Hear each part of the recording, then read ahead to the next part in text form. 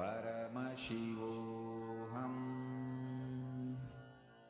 Om Nithyananda Paramashivoham. Om Nithyananda Paramashivoham.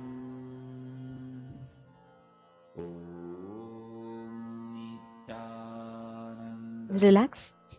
We request all of you to share how many of you have manifested. Even once, if the object has moved, that means the cognition has clicked in you. Understand, only if the cognition has clicked in you, you will be able to manifest it. So, even if the object has moved a little bit, that means you've already started manifesting. So, please share, let us know in the chat.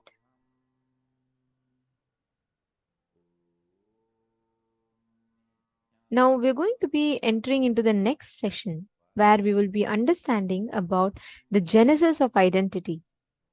We're going to be understanding about what constitutes, our identity constitutes of what components and how do we change, how do we shift it, and what exactly do we need to do in order to have the best identity.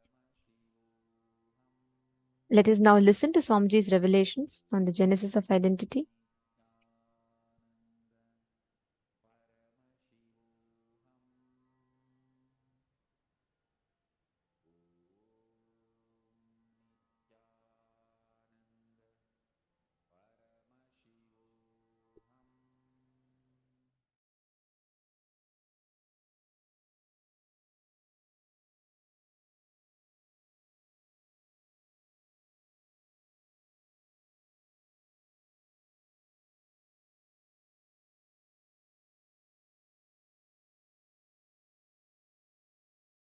The first session is Genesis of Identity, understanding what you perceive as your identity. What you feel as you is too important, because only from what you feel as you start developing second person and third person of your life. Aligning, understanding, aligning and understanding your first person, second person and third person, and experiencing completion. And experiencing completion. Understand, wherever you are not aligning, you are only maligning the reality.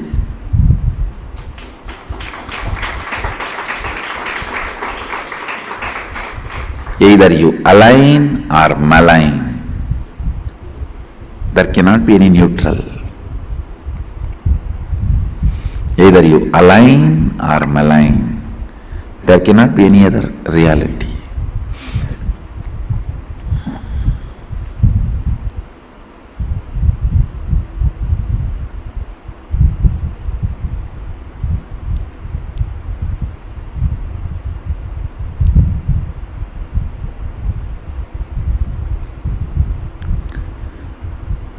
Aligning. If you are not part of the solution, you are the problem. Understand? If you are not part of the solution, you are the problem. Aligning and understanding the first person, second person, third person of your life. Who is the first person of your life? What you perceive as you.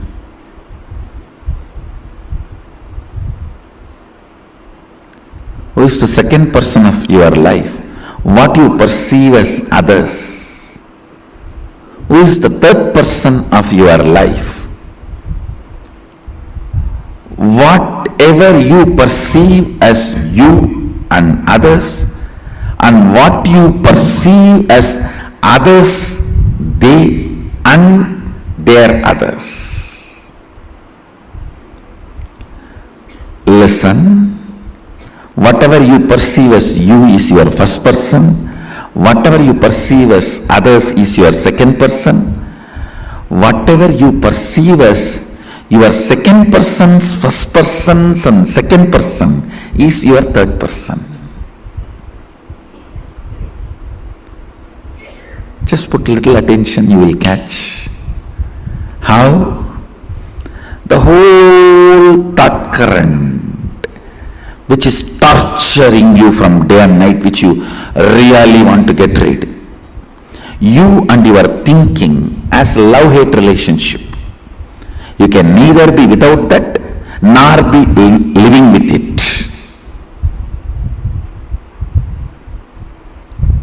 Almost like spouse. Neither be without it nor be with it.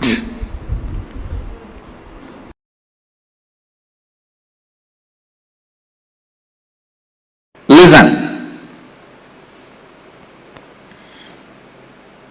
When I look inside me, my inner image, I see a vast, powerful space of Purnatva, complete completion, or Sunyatva, emptiness, living emptiness. You can call that as a soul, God, energy, Mahadeva, whatever. A complete space. That's the exact inner image I am carrying. Outer image. Listen. Outer image. How I project myself. I am projecting myself as a being to transmit that experience to all of you. You can call us an enlightened master or a teacher or an incarnation, whatever way you want. You can give any title. I am a being to transmit that experience. That's my outer image. Declared outer image. Others' image. Listen, others' image. I may declare that I am here to transmit this enlightenment experience to you, but people expect that I should heal their physical pain, mental pain. I should bless them for wealth. I should bless them for a healing relationship. Peace, bliss, contentment, completion.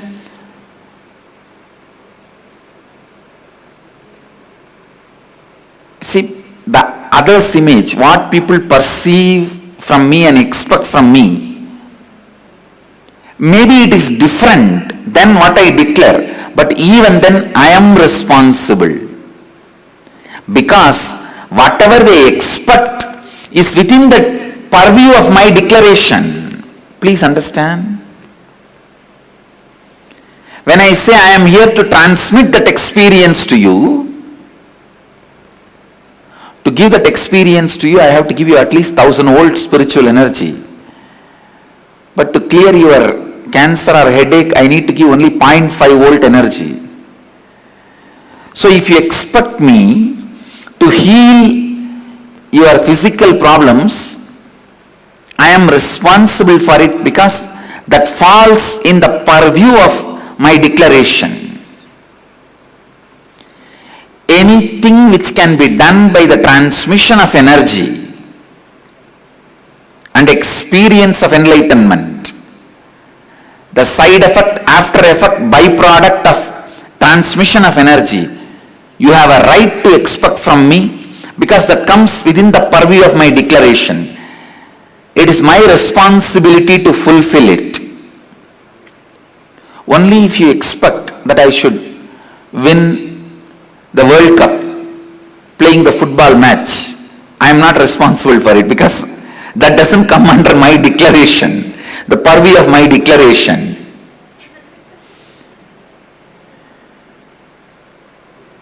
But anything you expect in the line of physical health, mental health, complete relationships, wealth, fulfillment, completion, enlightenment.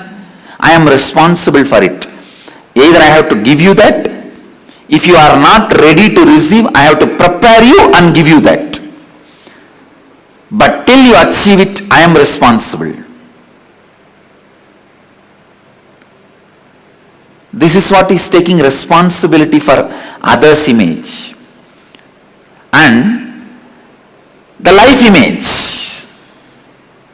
the image I have about life and others, the whole world is here to celebrate this joy with me, to celebrate this bliss with me, to celebrate this completion with me. That's all.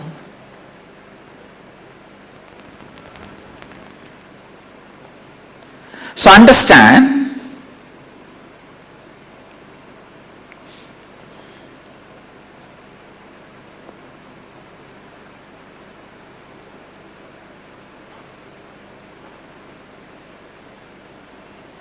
now you also look in and find out the inner image you have,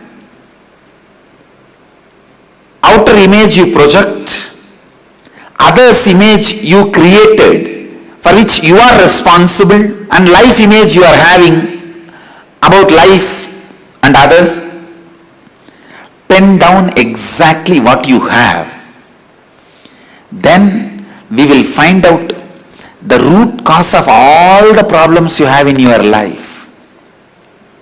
Then we will build the right inner image, outer image, life image, others' image. Come on. First, let's spend little time in finding the inner image you are having, outer image you are having, others' image you are having, life image you are having, without editing. Please start penning down.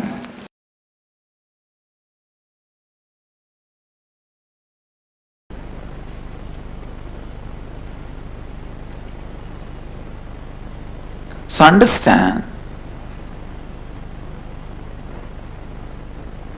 the exact inner identity, outer identity, and the gap between the inner identity and the outer identity.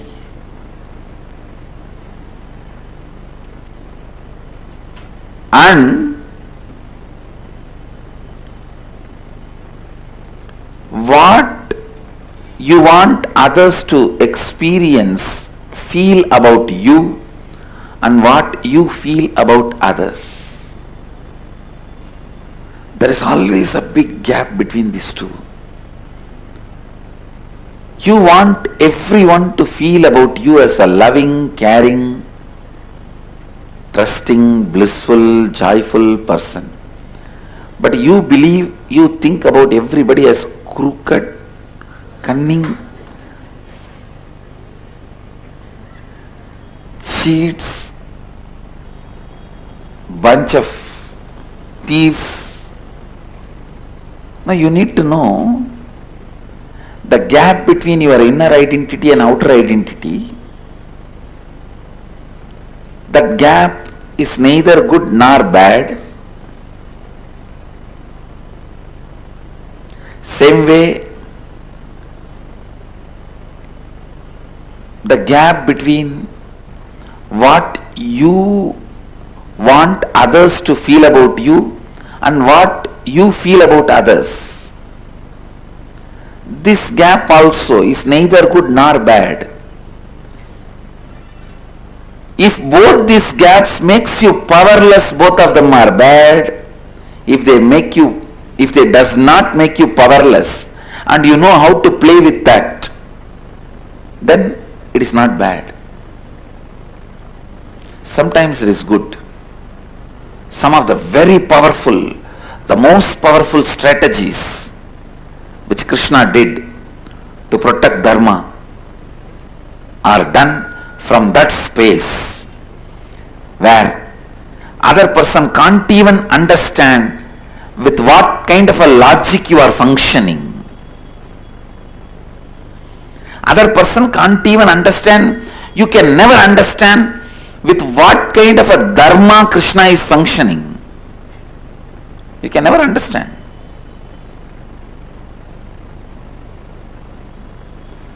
But he is the most dharmic being. Because the gap between inner identity, outer identity has not put him in powerless space. SDHD, self-doubt, hatred, denial. When he was running away from Jarasandha, I can be 100% sure he would have had a cup of coffee or a coke and chatting with his Sakis, if not flirting, in his chariot. He would not have had a single moment of powerlessness. But if he has seen some enemy spy, immediately would have shown the face as if he is afraid, frightened, running away. He knows how to play the game with, because even the inner identity, outer identity,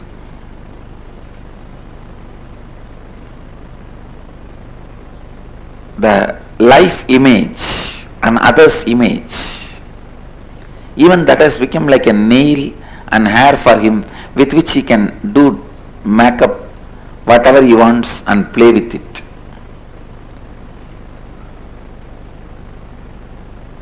He knows how to show them, showcase them,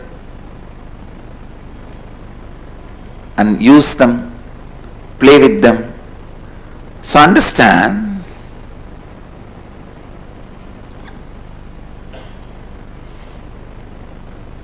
not to fall into any powerlessness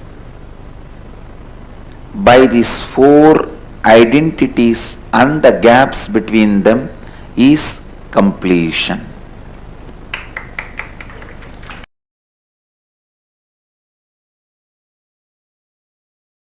Sit.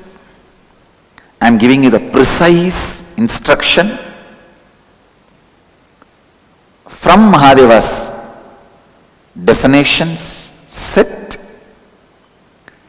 and decide that you are going to complete with some of this past incompletion, and let your attention be on the whole incompletion being relived with the clear understanding of unclutching. Disidentify why that happened, because it has happened. With that understanding, why that happened, because that happened. Why you reacted the way you reacted, because you reacted the way you reacted. Why the action, because the action. Why the reaction, because the reaction.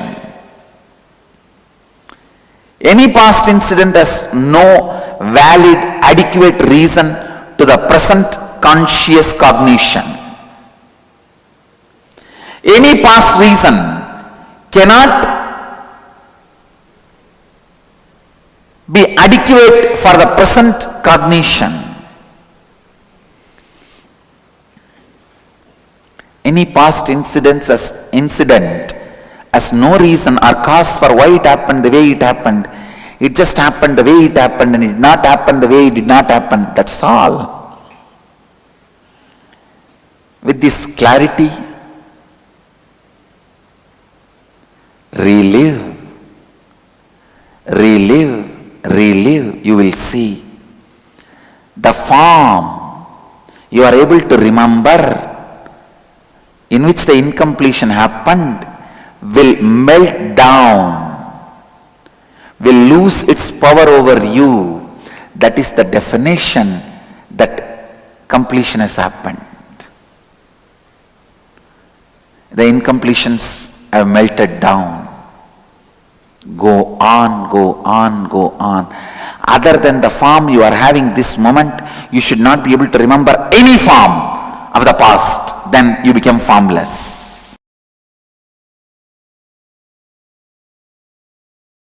People come and ask me, Oh, Swamiji, I have this big low self-esteem, low inner image. How can I drop this? I have so much of SDHD. All of them have power over you because still you believe your future is going to be with them. I'll show you your future is going to be with Sadashiva.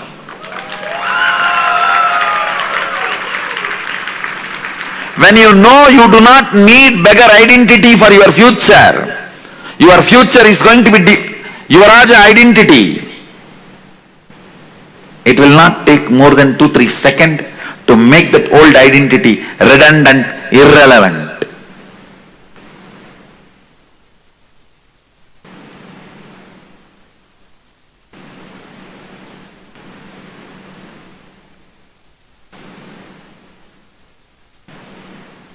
I'll show you. Your future is going to be with Sadashivatva, manifesting powers. Being the Yuvaraja of Nithyananda.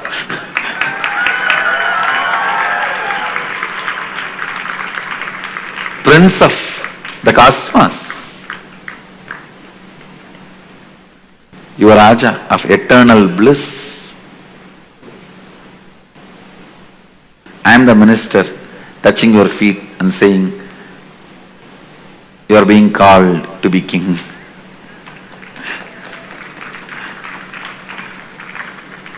Understand. You need to understand only one thing. Your future is going to be with a higher identity.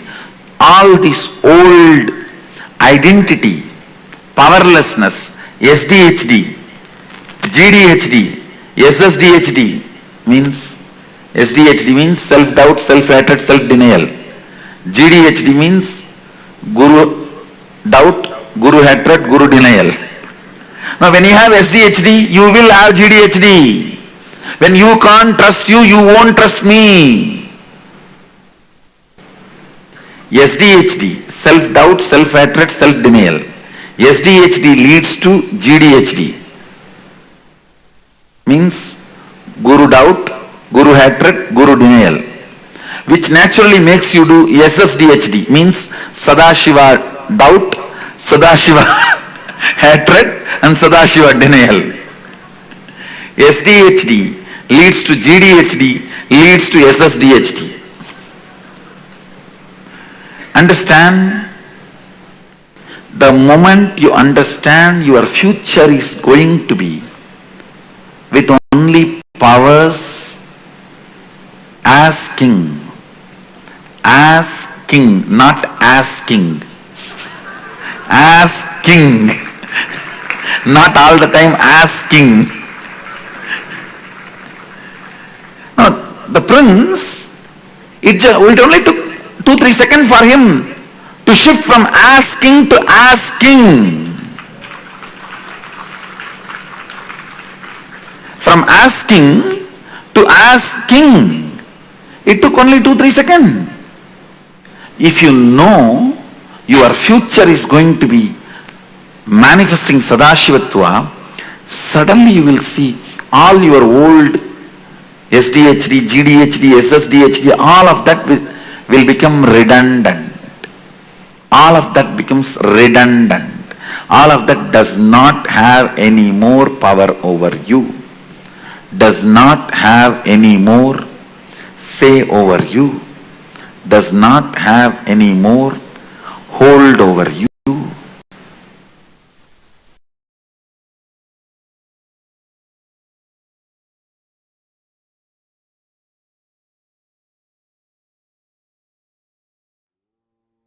What you think about you, how you carry yourself to others.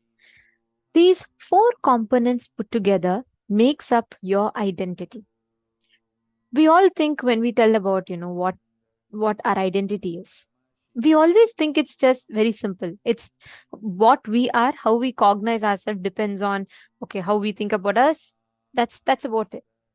But actually, your identity, what you are, how you experience as you, right? What you experience as you, all these 4 components put together makes up your identity. Listen very carefully. Can I request each of you to type out the 4 identities? Let's start with that. Then I can explain. Can I request everyone? Come on. Ma Pe Hua Wu and Ma Xianxing, Ma Ananda Sarva Rupa, Ma Sarabhapriya. Such a nice name. Ma Sarabhapriya. Yes. Can I request each of you to share? What are the 4 different things that makes up your image? Yes. Thank you, Ankita. How about Anisha? Okay, Ma Jessica Martin. Great. Come on, everyone. Please share the 4 different components that makes up your image. What are the 4 different things that makes up your identity? Sorry. What are the 4 components that makes up your identity? Thank you, Ma Agama Priya. Yes. Okay, Ma Geetanjali.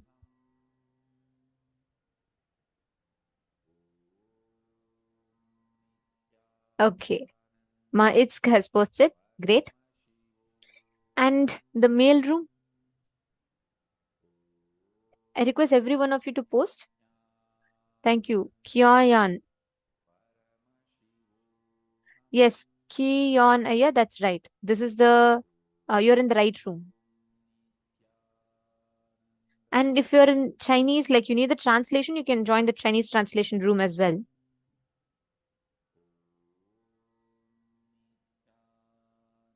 Samuel Rodriguez, yeah, beautiful. Come on. Okay, thank you, Shiv Shankaraya, Nikhil Thakur. Thank you.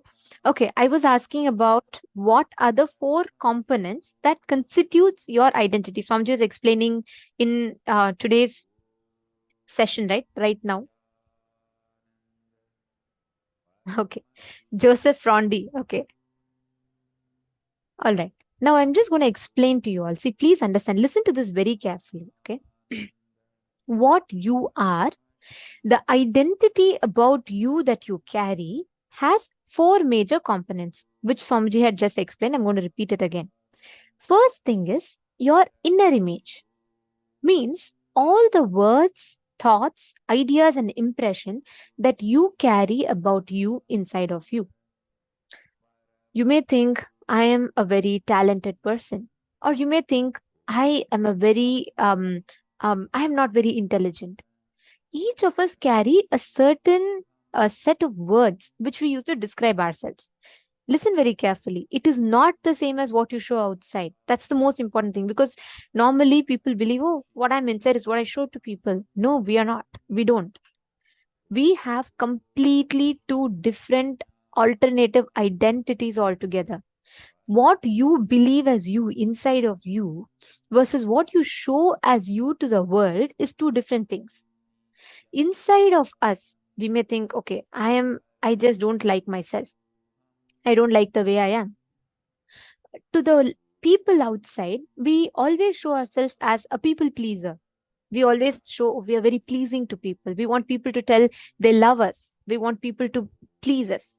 I mean, we want to please people. We want to be pleasing to people. Or it could be you want to show yourself as smart. You want to show yourself as confident. Even if you feel inside you that you're not confident, you want to go ahead and show people that you're confident. You want that certificate from outside. So what happens? You constantly juggle. There's a big gap, like a conflict. There's a gap. Inside you, you feel you're not confident. Inside you, you feel you're a weak person. Outside of you, you project yourself to be like someone who's very confident, who's like all clear. Next is others' image. How others tell about you. The statements, words that others use to describe you. For example, people could be telling you that you're a very lazy person. Or when I say others, I mean like all the different comments about you that you hear from the people around you. Like someone will tell you, you're very lazy, you're very messy, you're disorganized, or you're very hardworking. What are the type of comments that you hear from others about you? So what you think that others hold about you, all of them come under others' image. The fourth one, the most important, is the life image.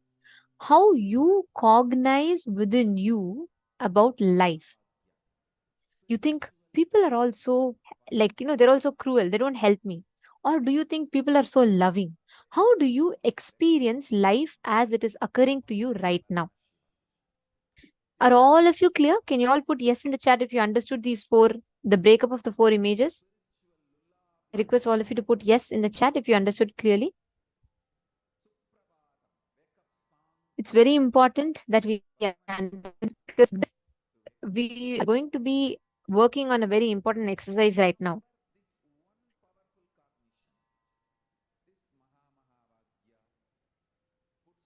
Okay.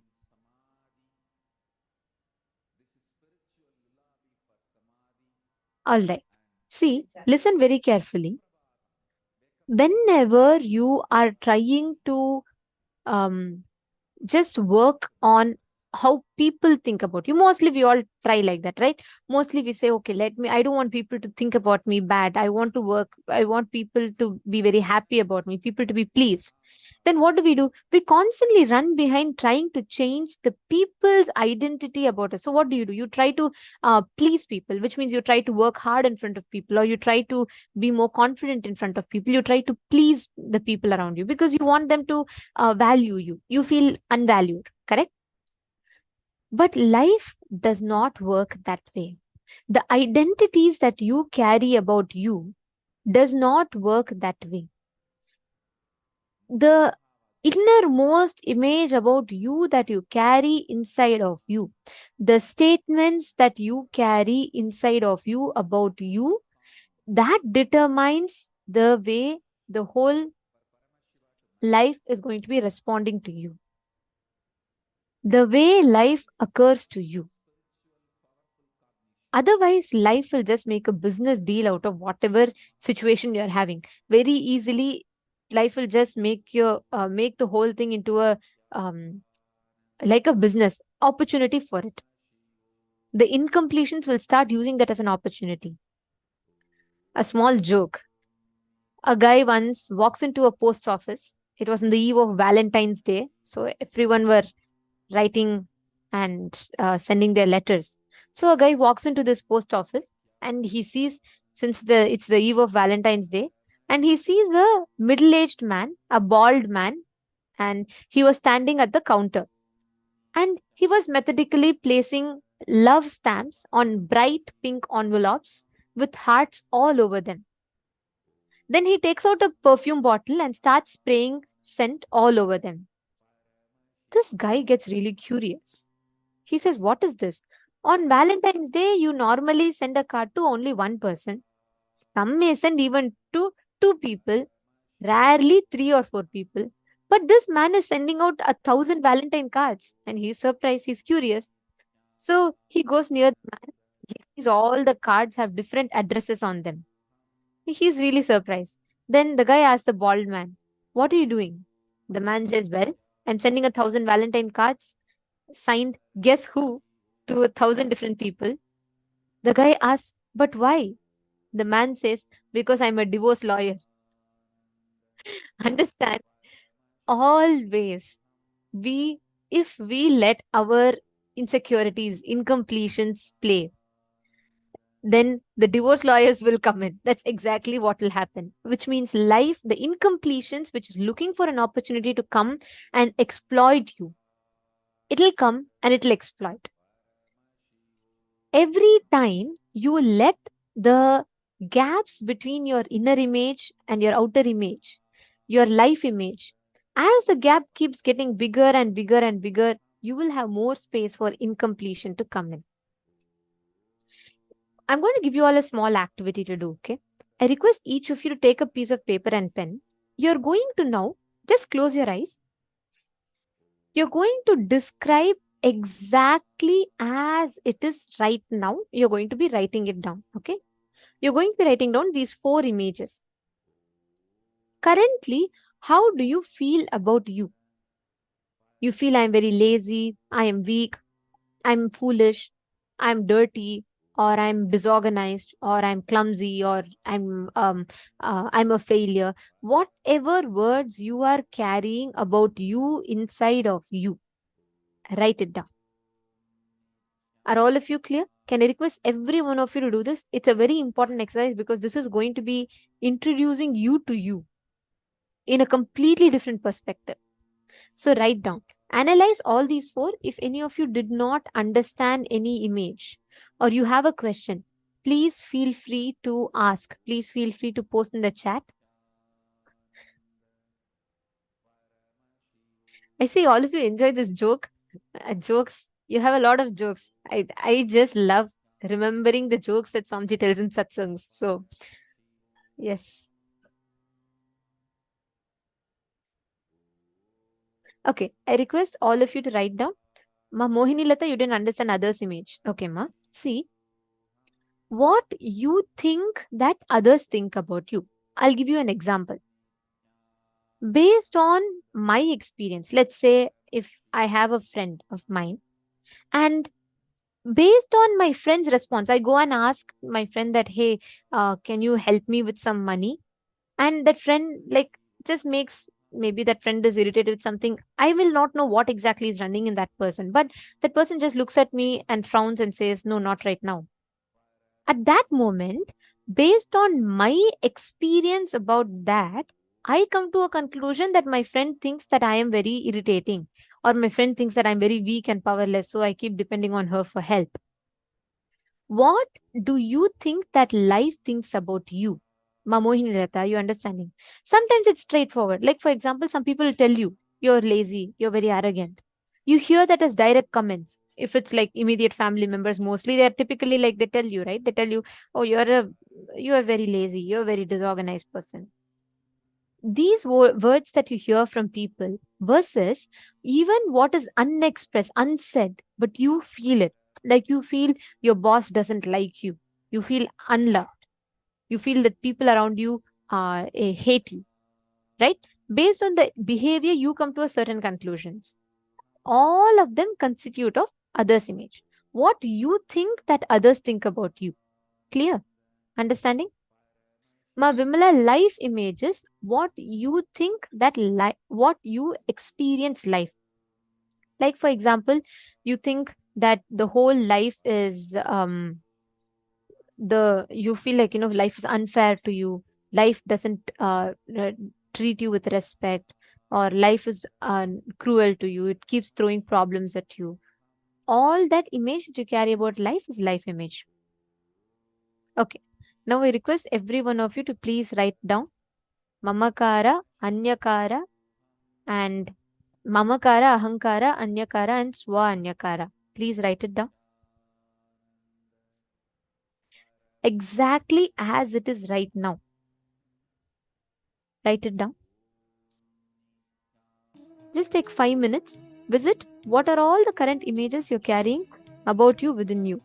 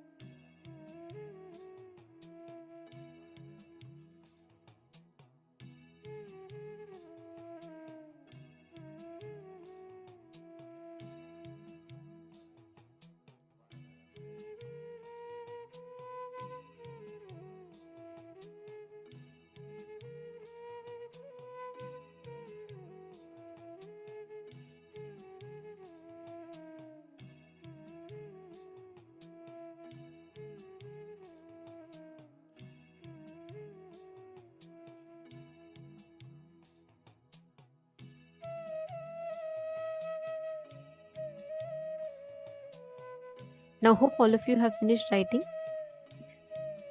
This is just the current image. Now, listen very carefully. In the next step, we are going to be writing down the best inner image you want to have.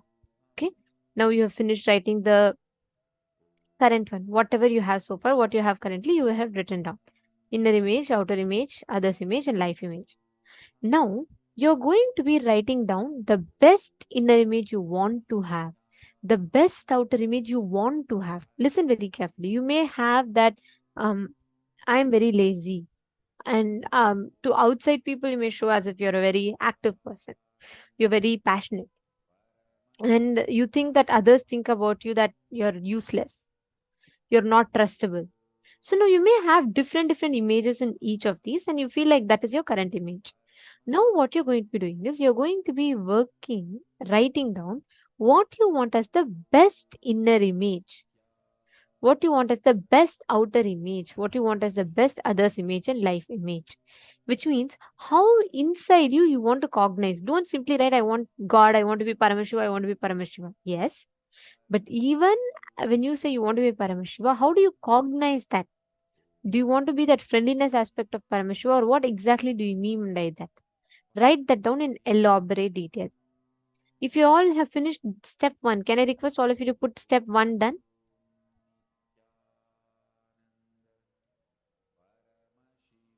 Geetanjali Kanama, write down. See, when you analyze, you're saying, right, the mood swings that you go through or the different moods, extremes that you go through. If you just complete, you will know what exactly is happening in your system when you're experiencing a certain up or down. So it will be easier for you. You will exactly know what the issue is.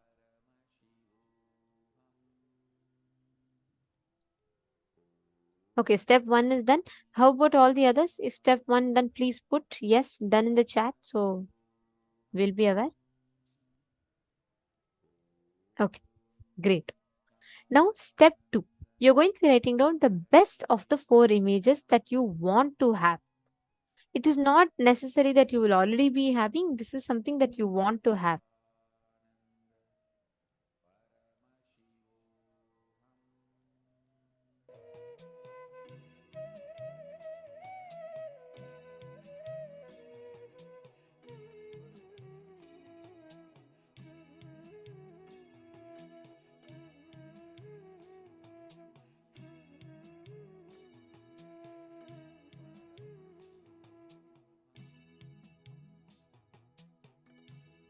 What?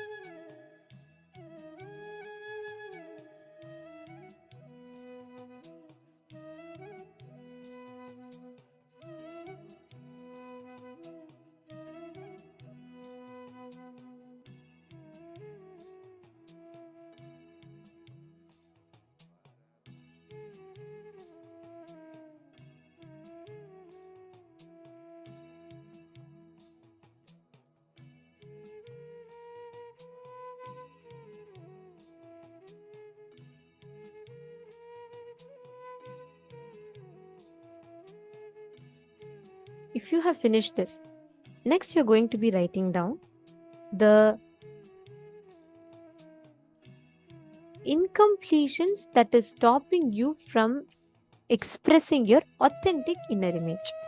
So now, that authentic inner image, the incompletion that stops you from expressing your authentic inner image, is what we call as self-doubt. Means there's a gap between how you project yourself to others, which is how you perceive yourself, versus how you project yourself to others. That gap is self-doubt, self-hatred, self-denial, and self-destruction. Now, what you're going to do is you're going to be identifying the gap, all the incompletions which stop you from expressing your authentic identity as they exist. Please pen that down. This is the last step. Please write down.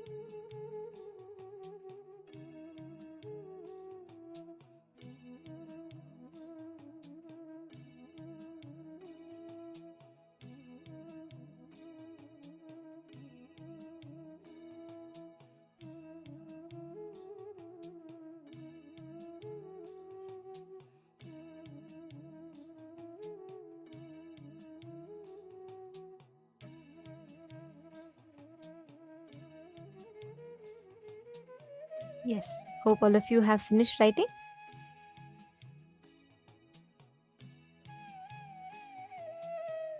Wonderful. Actually, seeing the intensity with which many of you are participating, many of you are asking your questions, you're posting your understanding. It's nice to see that you're all really grasping what Swamiji has revealed through each of these sessions. And see, though many of these words may be very new, or sometimes it is completely different from what we normally view or understand as, these powerful cognitions will completely change your perspective about life. So, next time you feel very low inside you about you will know that life is going to reflect that exact same thing. See, no matter how much you try to speak on the outside, you will see that life always puts up a different reality for you on the inside. This is what the genesis of identity leads to. No matter what you have, the gap that you have between your inner image and your outer image, life is going to see only that. Life is going to only see that as a reality. Now, each of these gaps that you have written down, right, take a few minutes to identify the self-doubt, self-hatred, self-denial, and relive them. Take a few minutes. We request all of you to relive.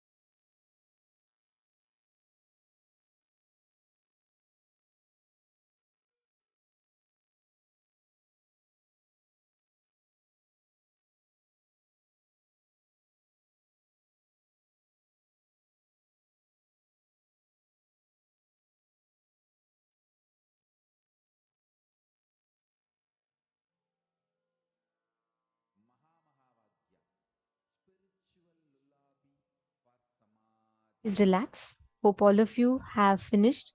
See, this is a very powerful process. We just gave you all enough time just to make sure that each of you are doing this process sincerely. Initially it might take a little longer time, but once as you start doing it, it'll become you will see that it'll make a huge difference in the way you cognize, in the way the experience manifests for you. Now, we request all of you to please relax. Okay, now Ma Nitya Rajeshwari is asking, how do we find out when that incident, the root incident happened?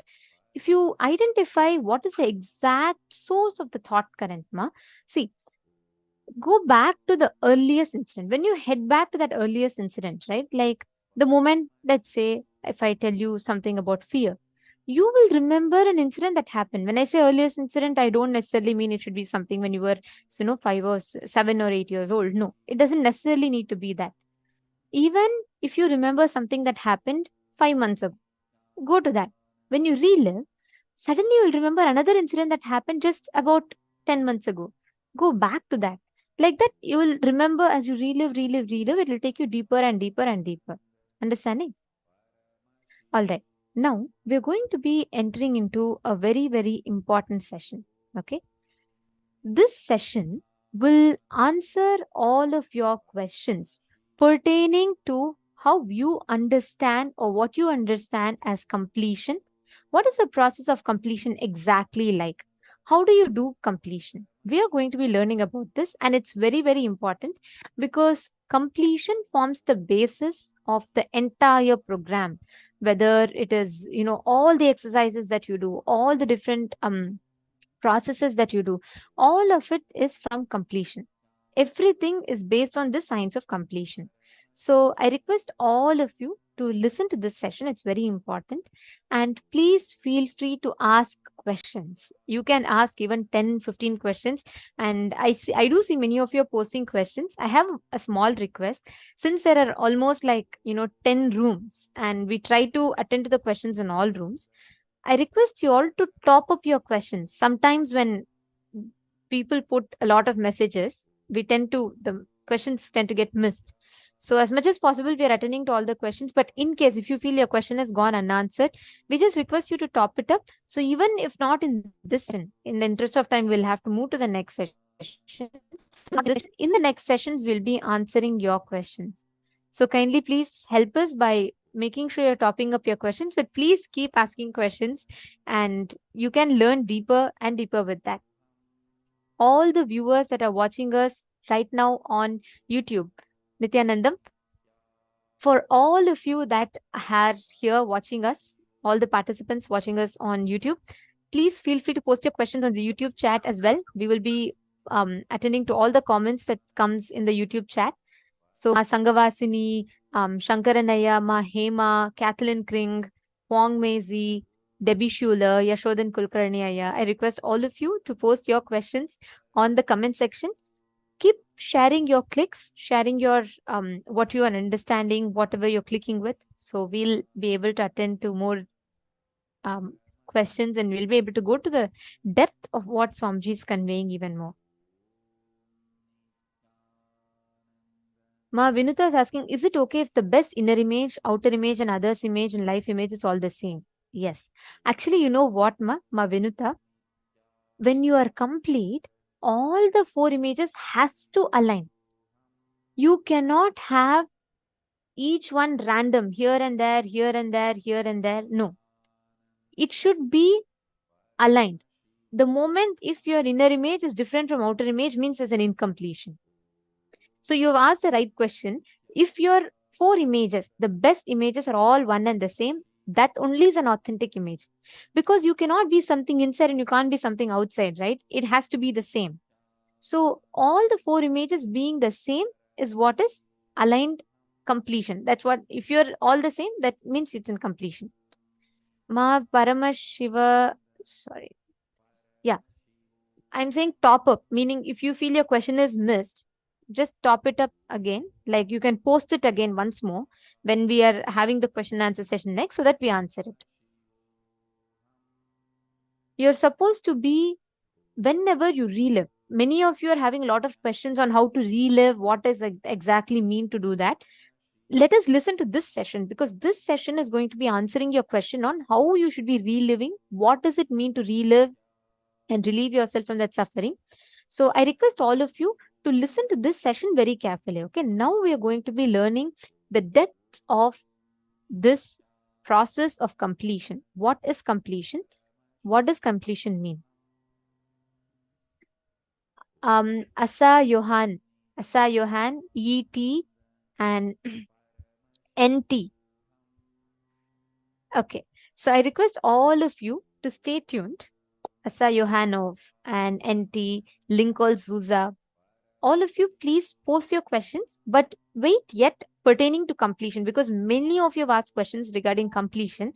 So listen to this session, because in this particular session that we're going to be listening now, you're going to be understanding about it. Okay. Okay. Now let us listen to Swamiji's revelations on the science of completion, the deeper truths from about the science of completion.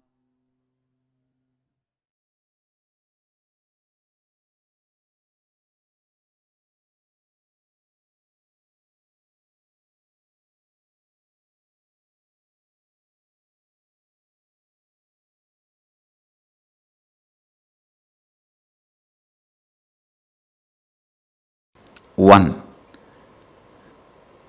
try to remember the earliest, as far as your memory goes, the earliest first time you felt powerless, either by fear or guilt or weakness. First time when you felt powerless. It can be as simple as your mother made you sit on the dining table, or you were playing in the rain and your mother slapped you and dragged you inside the room, or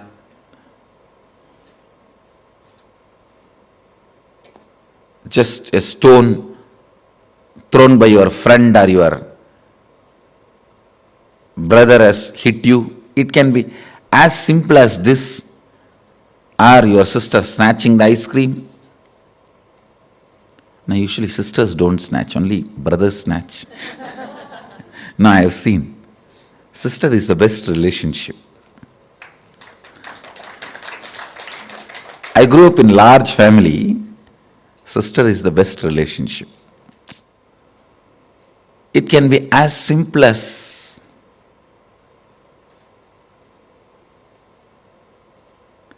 your mom gave one sweet extra to your younger brother.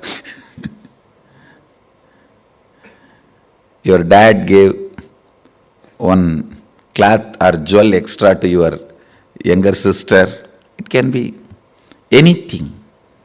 First time when you felt powerless, what was your inner image? Means, what did you tell about you to you? What was your outer image? How you showed you to others? How you reacted to that situation? And what was your life image? Means, how did you judge others or life at that moment? Listen, what was your inner image? What was your outer image? What was your life image at that moment?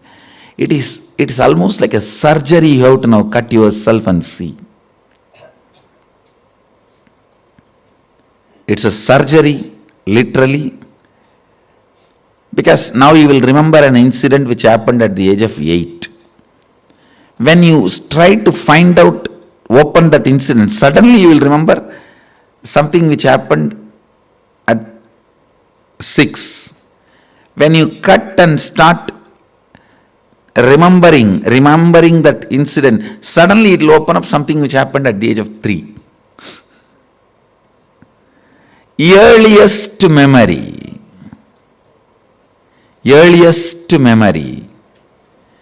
First time, as far as you can remember, when you became powerless.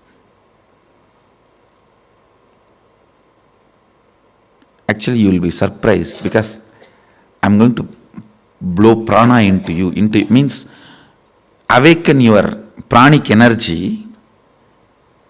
You will remember the memories you never thought, you never imagined. You will be able to remember. Actually, only now you will see directly what I can do to your mind. You will suddenly remember the deepest layers of your memory. You may even remember what happened during your birth, and even those scenes you may start seeing. Actually, I am going to blow prana into your navel center. You will be there only, I will be here only. I will be awakening you. See, the navel center, that means your umbilical cord connection with your mother.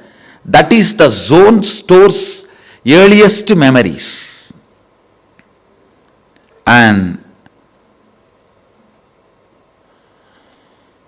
if that awakens, means Kundalini enters into that navel zone, suddenly you will see from your birth, when they cut that umbilical cord, from that you will start remembering the memories. How many of you understood this example? When the child is dragged, there are 3-4 rules. Always root pattern will be formed before the age of 7. So the first incident you find will be before the age of 7. If it is after 7, you will have to dig out and you will find it. Always the incident will be before the age of 7. That's one. Second, all major sufferings, whether it is physical or mental, you go through in the life will be connected to that root pattern. It is the root pattern responsible for serious physical or mental sufferings you go through. It starts only from there. And blessed are those who complete with their root pattern when they are young or before it manifests as any serious disorder.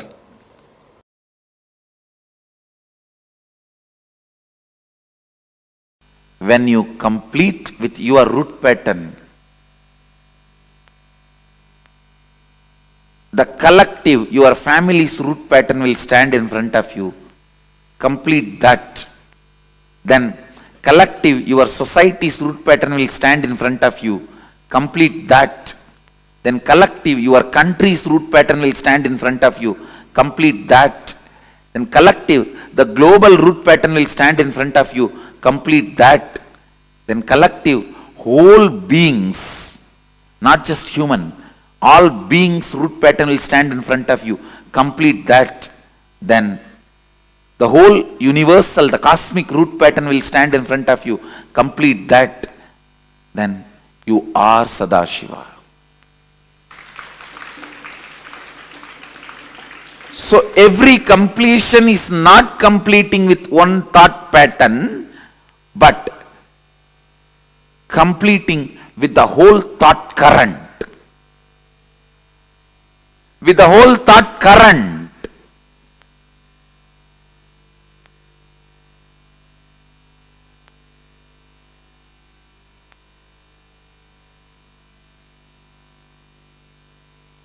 If you have a slight tiredness, boredom, headache after you wake up, change everything.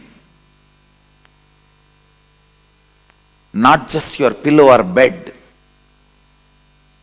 Everything. I am not talking only about the external, internal. Change everything. The way you think, the way you perceive about life, the way you perceive about death, the ideas you have about God, the ideas you have about the universe, the ideas you have about you. Say, na iti. Na iti, not this, not this.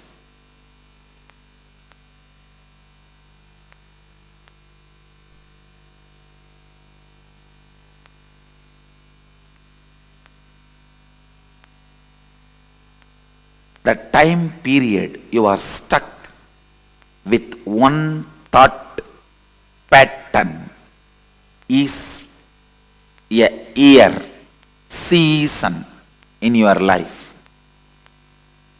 The time you are stuck in what thought current is life in your life. A thought current, the time you spend with one thought current in your long life is one life. Means the time between one life and death. Understand? Your life or death, your lifespan is not defined based on the number of years you are in a body. It is based on the time you spend with one thought current. That is why whenever you complete certain thought current and enter into a new thought current, whenever you are initiated into a new thought current, Vedic tradition calls you newborn.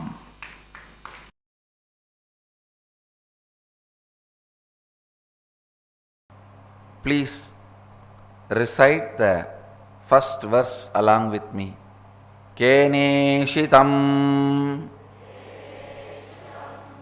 patati preshitam manakena pranaha pratama praiti yuktaha.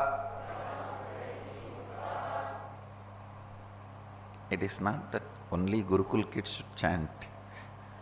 You can also recite. Keneshitam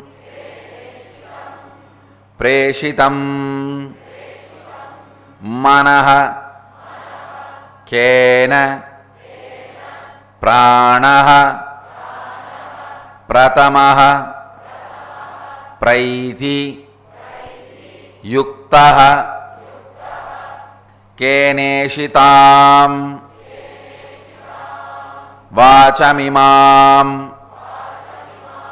vadanti chakshuh shrotram kabudevo yunakti. Listen. Reciting this sacred verses intensely makes these sacred truths part of your biomemory.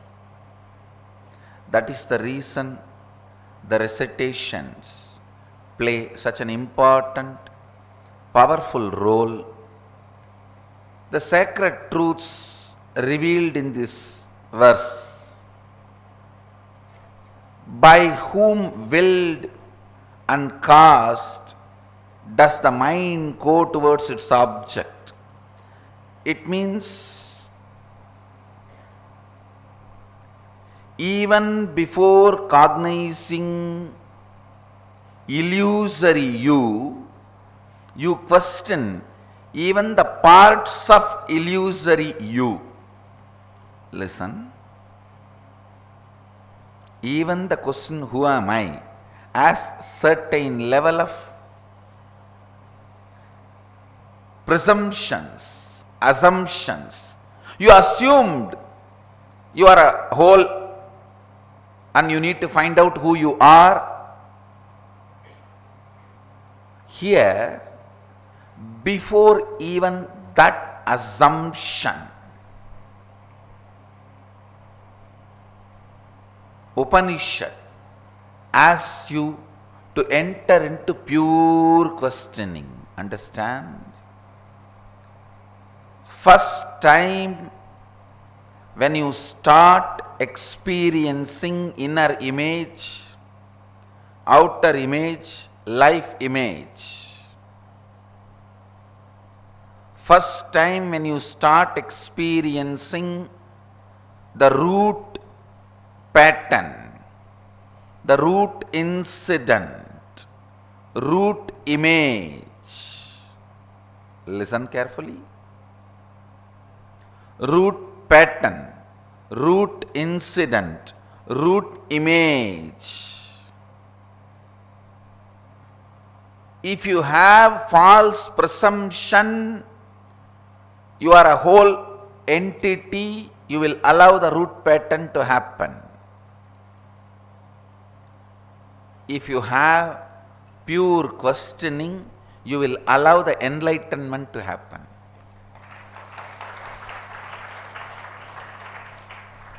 I know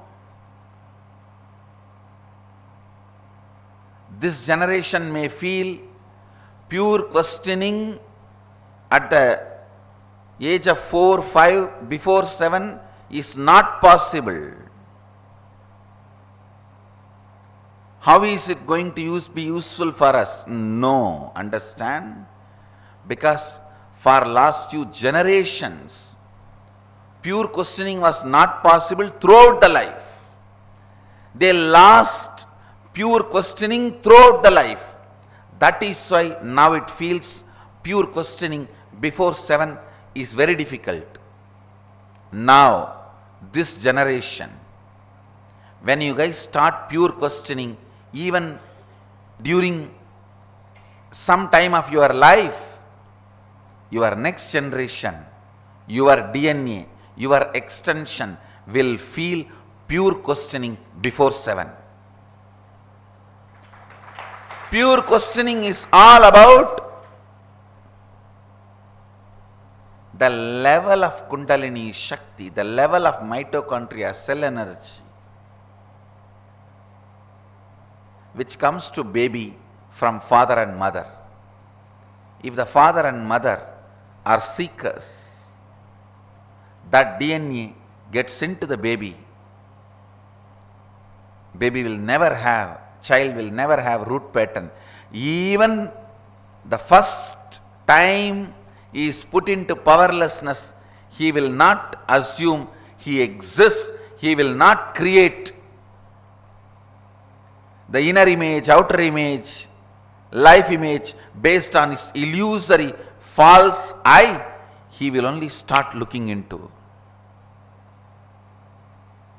by whom willed and caused does the mind go towards its object. Means who is creating inner image in me? By whom directed and united with which does the first vital life energy and chief cause comes forth towards its activities? Means who is creating my outer image? Understand? Each line, the first line is the action of creating inner image. If you don't ask the first line, your inner image will be created. If you ask the first line, you know what is the action creating the inner image. Listen carefully. Inner image is willed and caused by something which empowers the mind to go towards its object. Listen carefully. First time in your body, when mind moves towards some object, that movement is called inner image. It will create an inner image in you. If you allow that movement without being awareness, without being aware of it, you will create inner image. In that very root, if you question, Keneshitam patati preshitam manakkena pranaha pratama praiti yuktaha.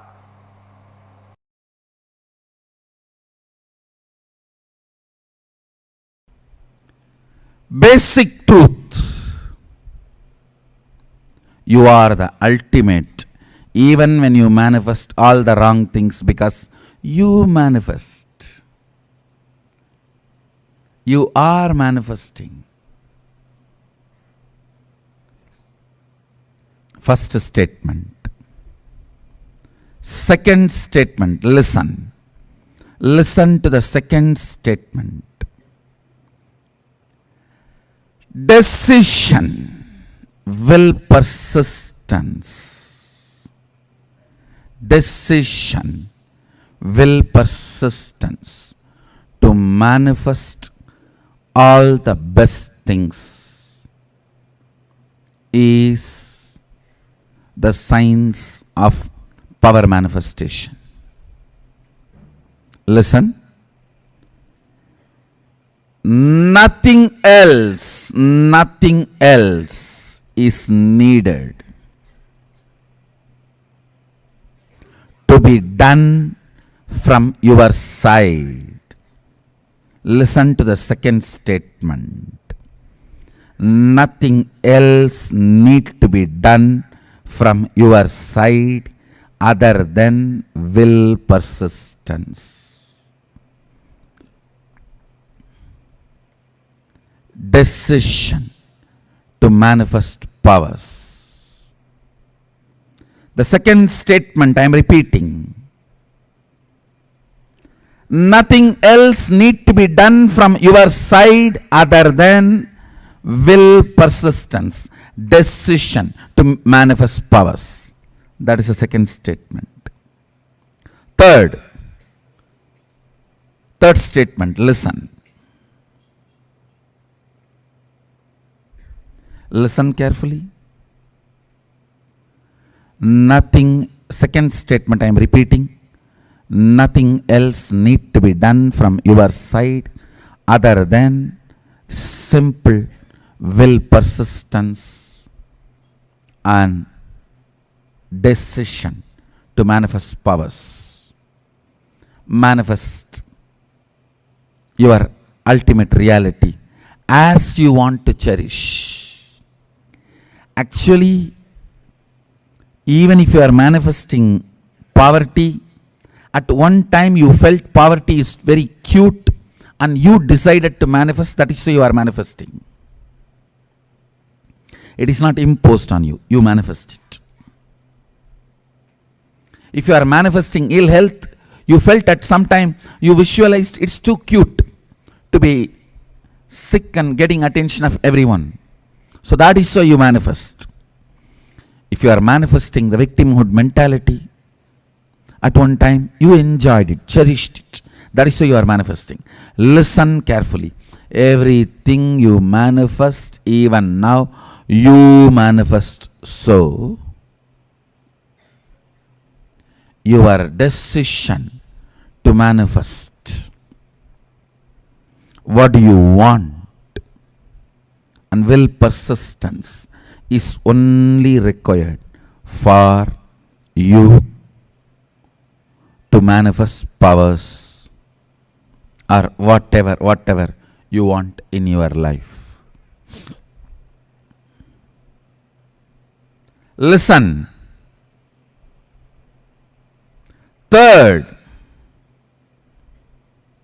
Sadashiva is required in the form of the Guru just to make these first two statements as reality for you without you being distracted,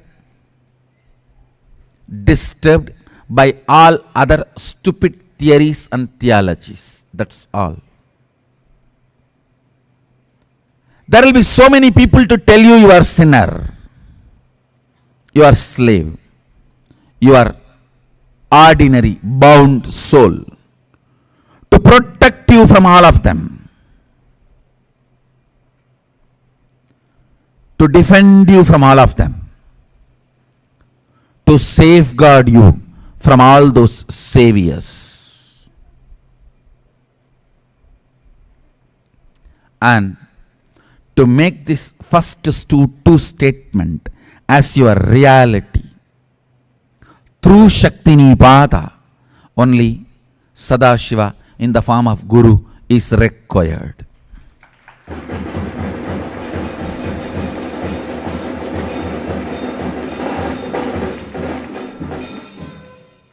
These three statements I am repeating. I wanted to repeat again and again. Maybe Even if you guys repeat it 108 times, it will be good. First statement, you are the ultimate, even when you think you are manifesting wrong things in your life. Even if you think you are bound, you are suffering, you are being tortured, you are not in right way, even if you think you are suffering, even if you think you are bound,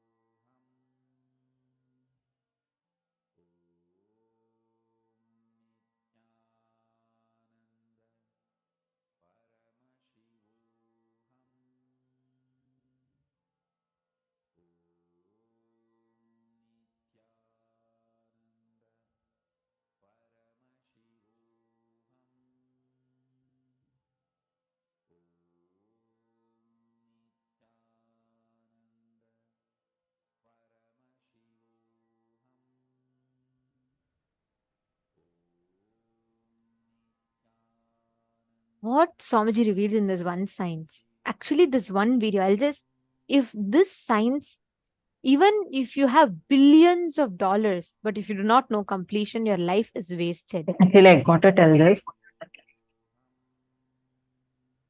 There was a interview of a very popular celebrity that we were watching. I think I mentioned this quite many number of times because this was like a really strong click that I had, which was when I was watching that celebrity's interview.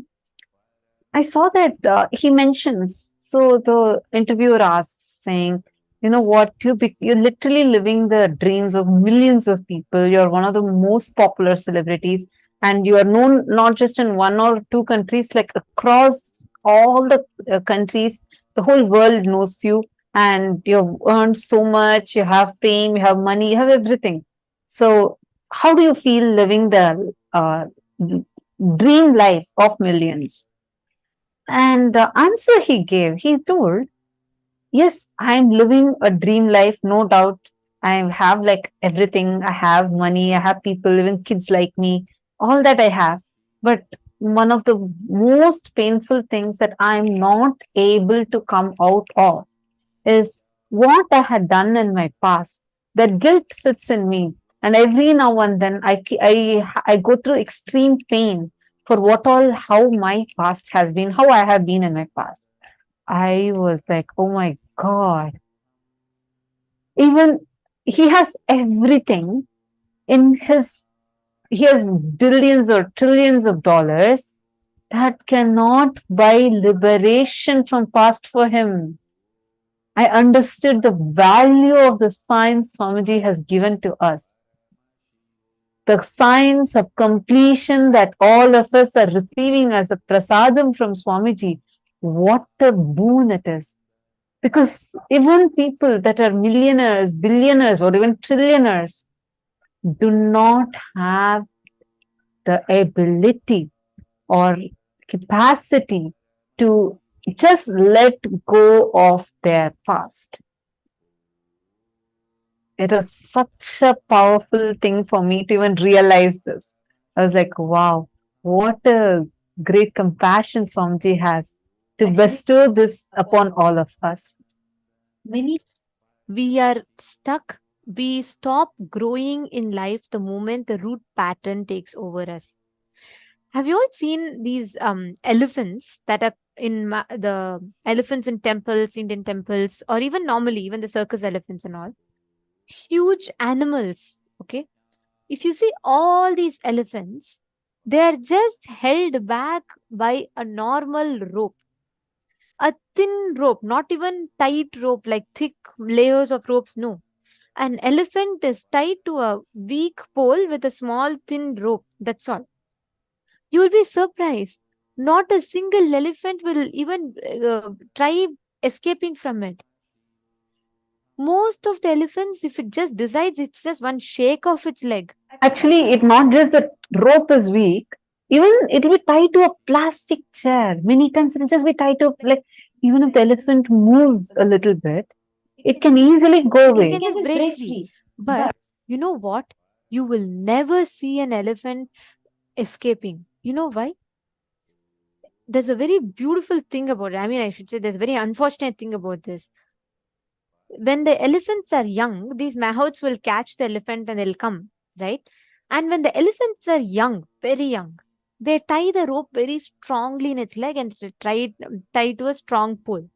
So it'll struggle, it'll keep trying to pull its leg, and it'll never be able to free itself. And after a certain period of time, it'll stop struggling or it'll stop trying. The moment that decides it is not possible, it'll come to the conclusion that it is not possible for it to escape or break free, and it will never try to even break free from that. Once it grows big, no, elephant will at least be 1.5 tons. Still, it will not even try once to break free from that rope, which just one shake of the leg, it can very easily break free, but it will not try. Because it has already decided, based on its young age experience, it has decided it can never break free from the rope. Understand, this elephant with the rope is exactly you, me, all of us with the patterns. This root pattern that we form when we are just 7 or 8 years old. Even when you become 70 or 85 years old, you are still bound by that pattern. You don't even attempt to complete because we don't even know, right? When we are young, we come to a conclusion and we still believe, like you all can see in the picture here.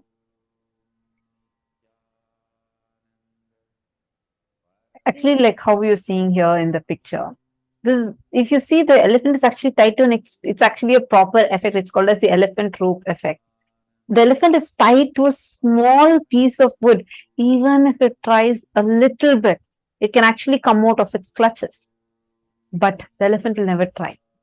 It will never try because from a very young age, the elephants are conditioned to believe that that's all is their possibility. This is all they can do. And beyond this, they cannot do. They cannot go. They cannot come out of its clutches because when the elephant is extremely small, very young, and they're tied with an iron chain to a very strong pole, however hard it tries, it will not be able to break free from that. So that limiting cognition sits deep inside it, such that even after it grows up big, the effect continues. Now, as Nithyananda was explaining, you need to map that to how you are, the cognitions that you have been conditioned with from a very young age, right? Rajkumar Nagarajanaya and Ma Kathleen Kring have commented that this session is very nice.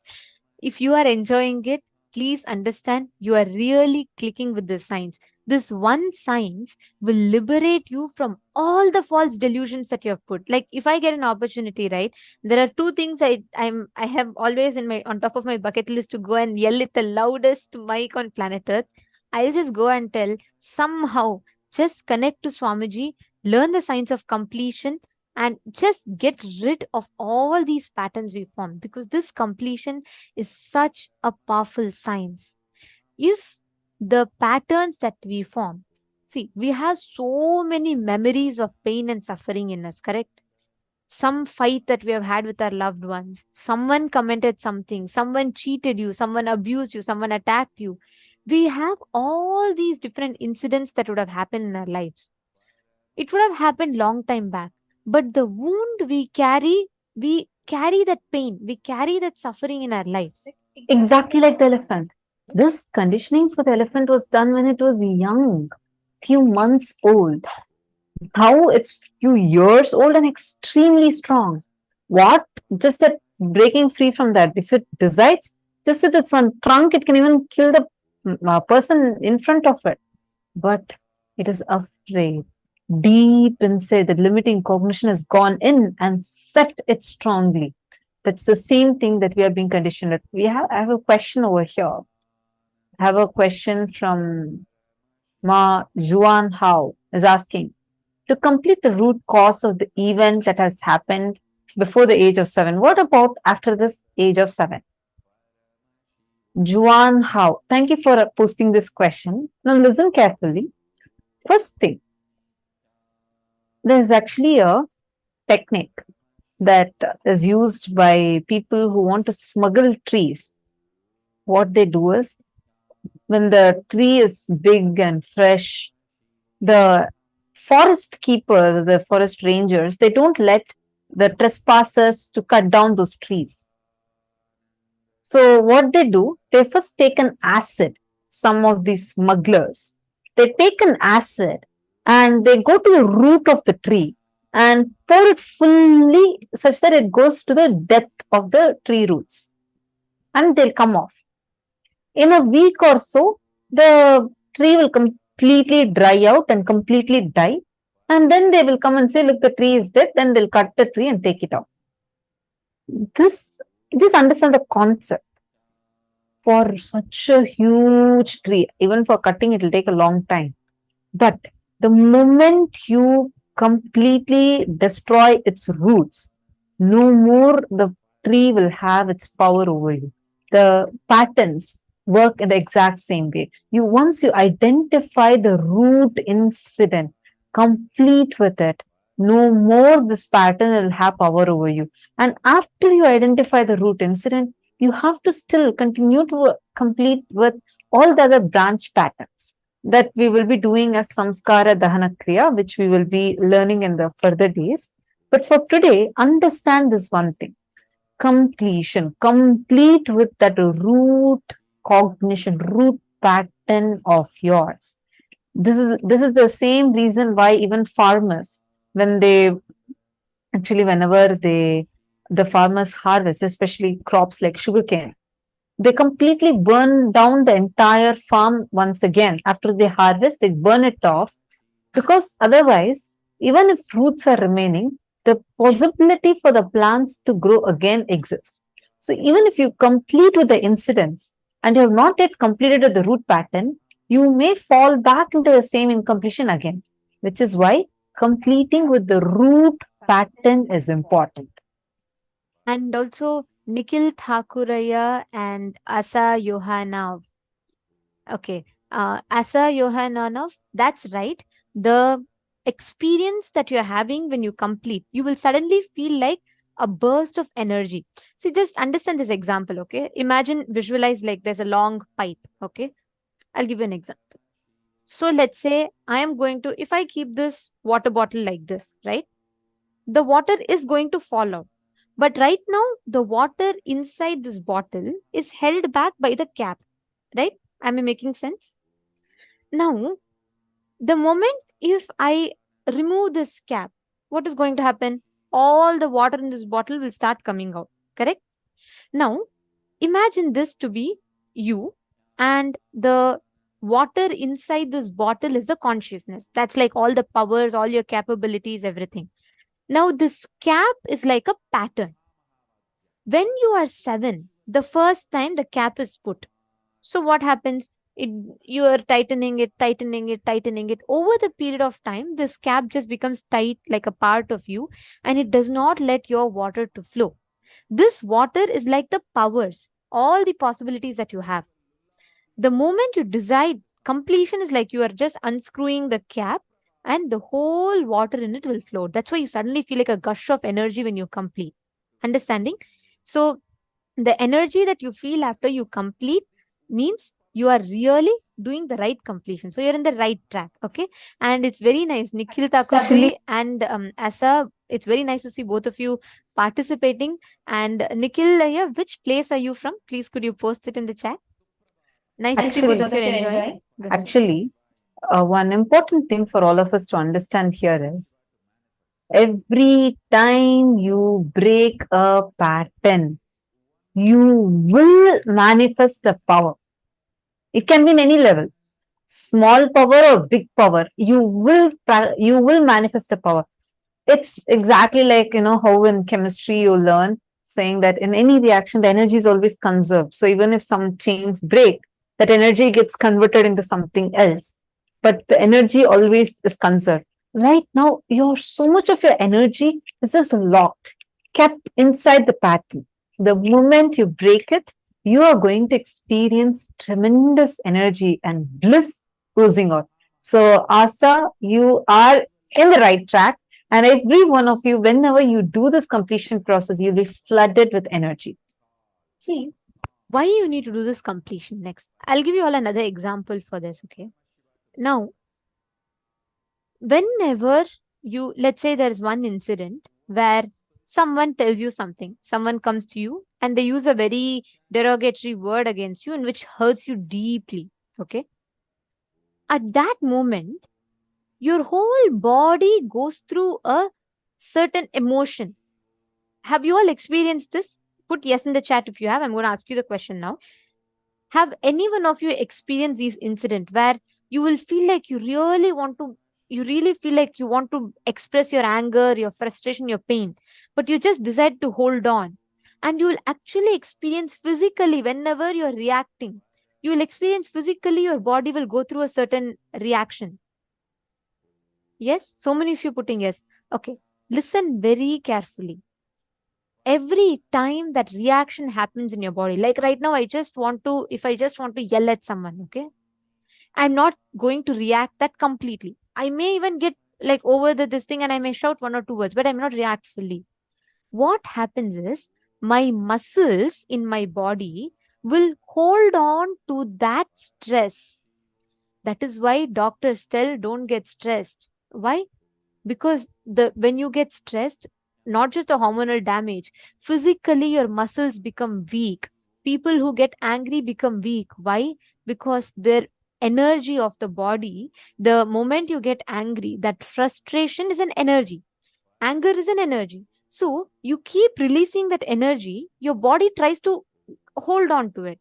So that stress builds up in your system, which makes you weak.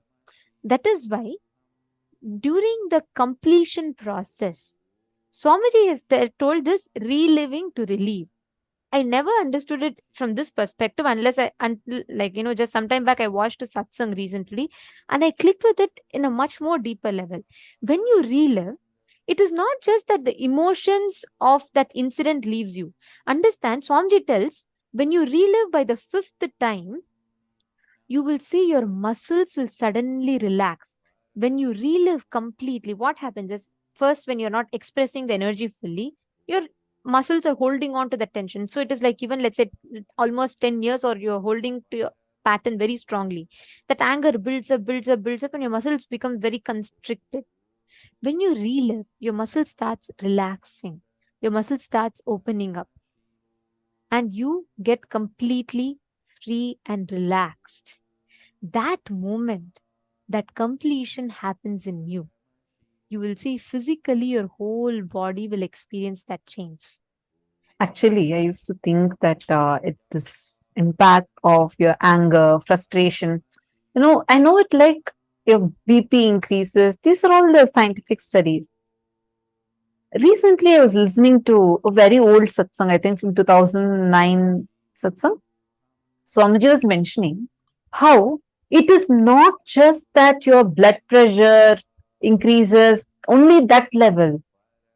Your very chemistry of the blood changes. Understand? It means the very structure, in the molecular level, there is an impact each time you react in a certain manner. And every time you react, it's like you are strengthening. See, you can visualize it like there is a ground. Each time you react in a certain manner, you are digging it deeper, deeper, and deeper. So every time you react, you're making that dent deeper and deeper and deeper. So automatically, it will become as such a strong core part of you. Right now, we are in such a delusion. We even think and believe that this pattern is so much us and not something other than something apart from us. But this process of completion is going to thoroughly cleanse that from you. It's like a conscious detox, not just in the physical, mental level, but even in the conscious level. And it can heal you tremendously. So shall we all do this process of completion now? Are you all ready? Wonderful. I request everyone to please come on camera. I see many of you who are participating, but I do not see all of you on camera. May I request everyone to please come and sit in front of the camera? See, now what we're going to do is this reliving and relieving is of utmost importance for this reason, because physically your body will release that energy. So when you're saying you feel that sudden gush of energy in your system when you complete, understand your muscles are actually relaxing. Whenever you complete and you experience that gush of energy happening in you, understand actually at that moment you're really completing. That is why your body is giving that whole response. Understanding? Now, Nithyanandam, Ma Prithvi Prasad, nice to see you. Welcome back. Okay, so now what we're going to do is we're going to be doing this process of completion. I need one commitment from every one of you here. You are not going to get tired. You're not going to get bored. You're going to sit and authentically do this reliving. Can I request all of you to please put yes, you're committing. If you're committing, please put yes that you are committing in the chat. Because this requires your time. It requires your will persistence. It requires you to sit and actually do it. But when you do it, you're doing the best thing for you. So can I please request you all to put yes, whoever is committing. Wonderful.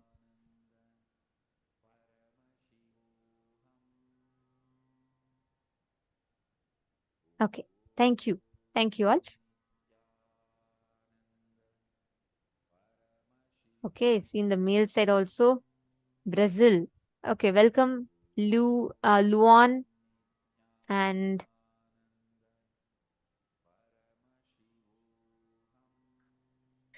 Nikhil Thakuraya.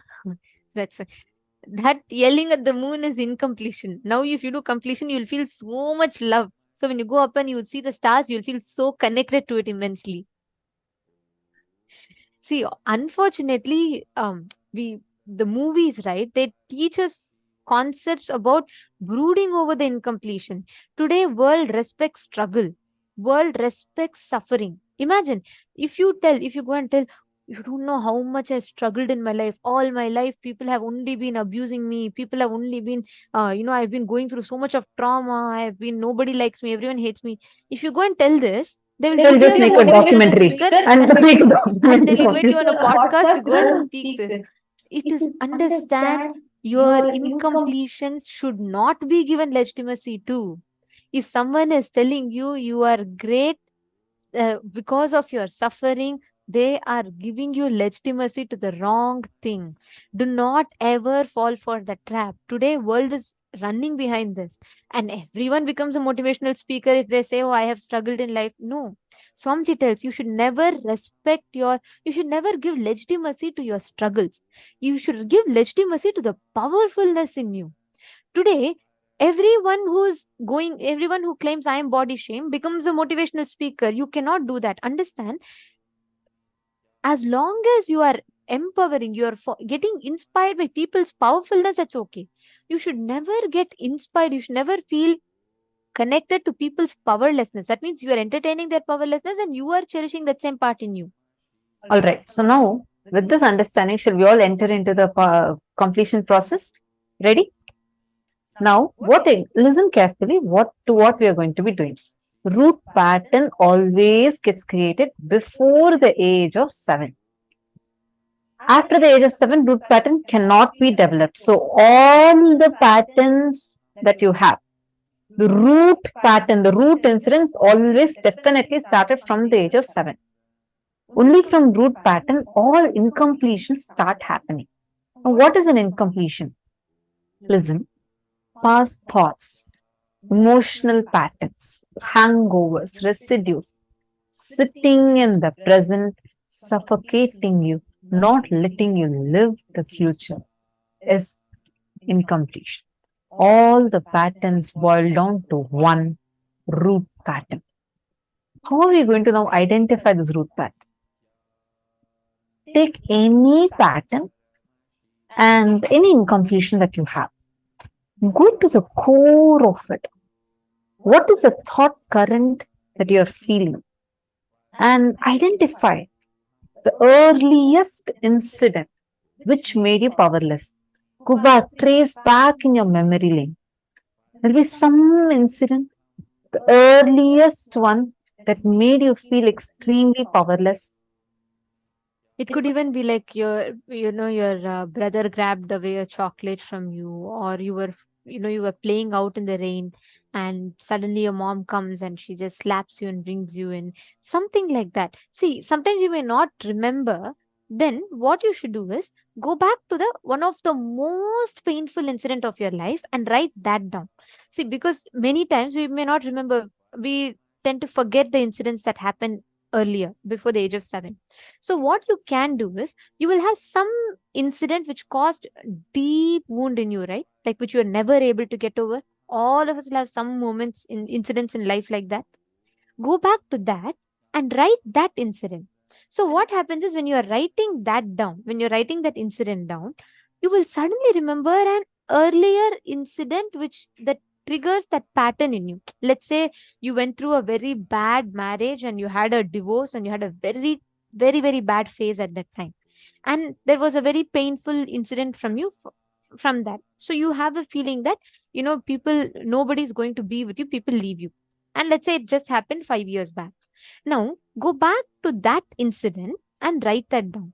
When you're writing that down, you will suddenly remember an earlier incident also where you again felt people were not there for you. That same pattern.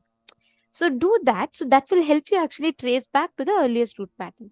So now, when you go back to that root pattern, actually for me, when I was looking in for my root pattern, I had identified one incident which had happened in my age of 3.5, 4, where it was a very simple incident. When I was thinking of it, it looked very simple. It was just my cousin leaving me alone and going. That's all was the incident. But it had created such a deep impact. It was literally giving a feeling that, oh, I have no one understands me, or something. A very related powerless cognition was there inside. You need to go back to that incident. Listen, reliving is different. Remembering is different.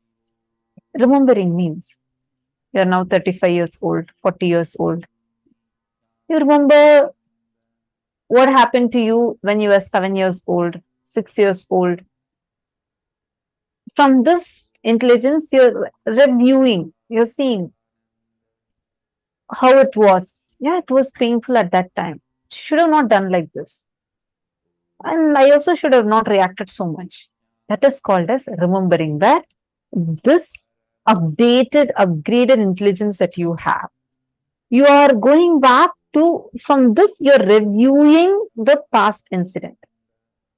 You're understanding? That is called as remembering. You're remembering it, like you're again making it as a part of you. Reliving is you go back to that 7-year-old kid, you become that 7-year-old kid inside you. You get back to the exact same cognition, same intelligence, and going through the exact same incident, suffocation, crying, or whatnot. You're going through the same emotions. That is reliving.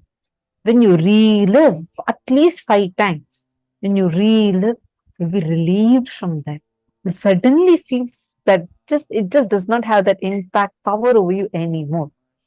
So first, you're going to identify the earliest incident which made you powerless. What was your inner image? How you felt about you inside? And what was the outer image? How did you show yourself to others in that incident? What was the life image, the beliefs and that you carried about world, life? You're going to identify these 3 images and write down exactly what happened at that age. When you start writing, let's say you're identifying and writing for the age of 6, suddenly in between you'll get another incident that happened to you much earlier, probably at the age of 3. Then sit and write that down. You understanding? Anyone has any questions? Let's start with this. And we are going to now be showing you all the steps. Please start writing down.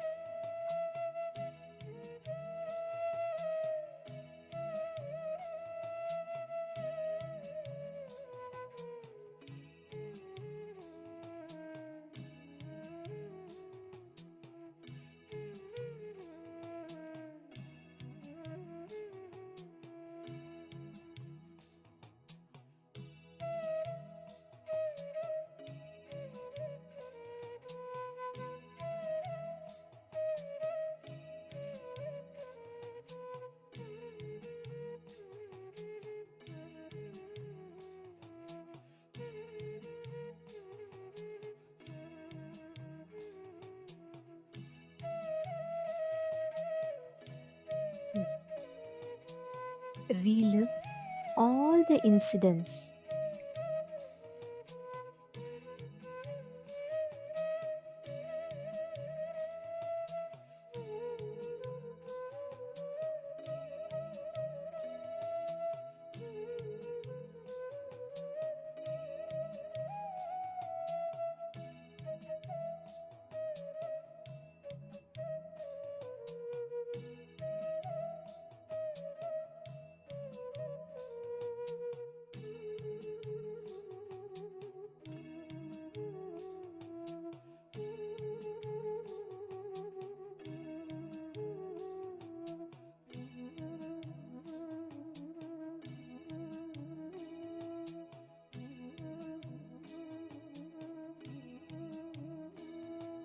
Relive and relive all the incidents and see the impact of that pain completely leaving your system.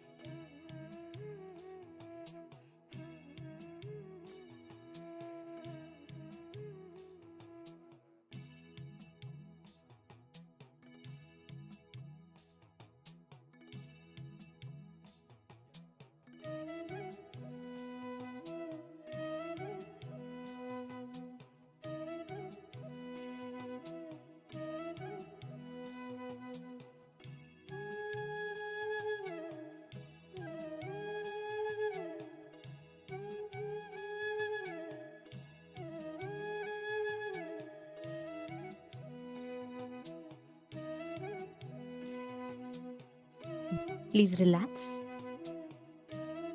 Hope all of you have finished. Have you all relived at least one incident once? See, understand, even it may take little time, but make this a point to do completion every single day, because that will give you amazing healing in your inner space. How many of you at least did completion to one level?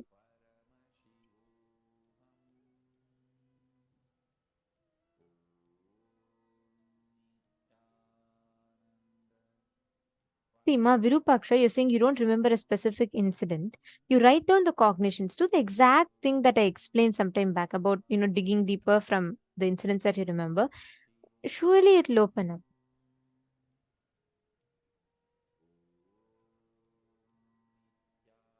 Ma Vinuta, you're asking if it can be more than one incident. It can be more than incident, but root incident is only one always. Always root is only one.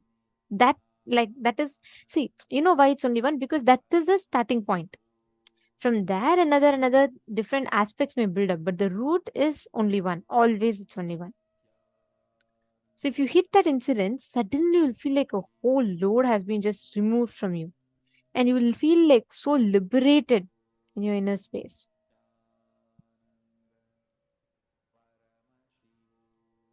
Okay, great. Now, we're all going to be entering into the power manifestation. Everardo is saying, feel more aligned, spine felt warm. Very beautiful. Luan Pashiko. We will arrange.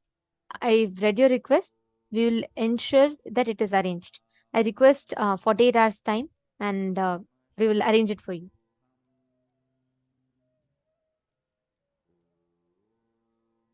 Okay, Geronimus Aya, I understand. See, because there are so many incompletions we build, it will always take time, no problem. You're saying too many things came up beyond before you could complete. That's good. That means you're recognizing the incompletions. Just wait some time, and through the program, you will be completing. So it's not just like one-time thing. Definitely it's not one-time. Swamiji, till still you get enlightened, you have to keep completing. So you will complete. Throughout the program, we'll have enough time, you'll be able to break one pattern by pattern by pattern.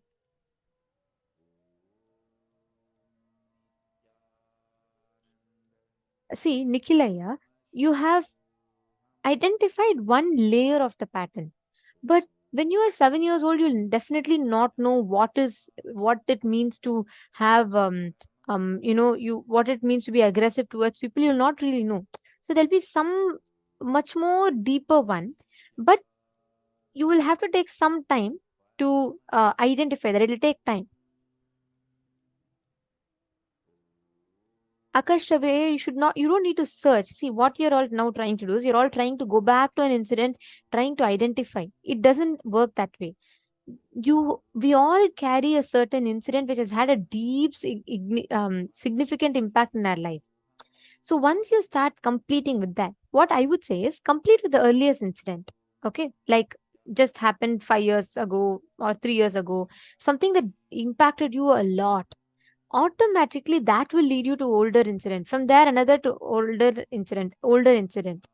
So there'll be different incidents like that. Understanding? Okay, perfect.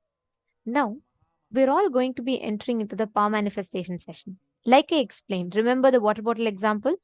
Every time you break a pattern, like it's like opening the cap, you're going to be continuously letting that water flow, which means the consciousness will start flowing through you. So, shall we all start manifesting powers now that all of you have completed?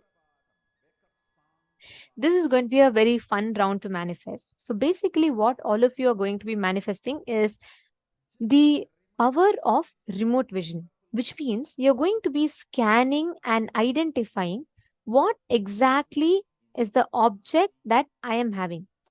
Remote vision means, listen very carefully. Your third eye, like how you can see with your eyes open, you're able to see the place around you, is it not? You can see your bedroom, you can see like right in front of you there is bed, and then there is a window, and then there's a big cupboard here. Like that you'll be able to see when you scan, correct? Sorry, when you see with your eyes open, normally you can see the things around you. The same thing with your eyes closed, any place that you want, you will be able to see. Listen very carefully. As long as you associate yourself to just the 6 foot form, as long as you associate yourself just to your body, you will only identify your capabilities within the periphery of what your body can do. The moment you start identifying, you are the consciousness. Consciousness is what? It is formless, it is all pervasive. It is everywhere, it exists everywhere. So you will be able to know everything happening all over the planet Earth, everywhere. You'll be able to identify it.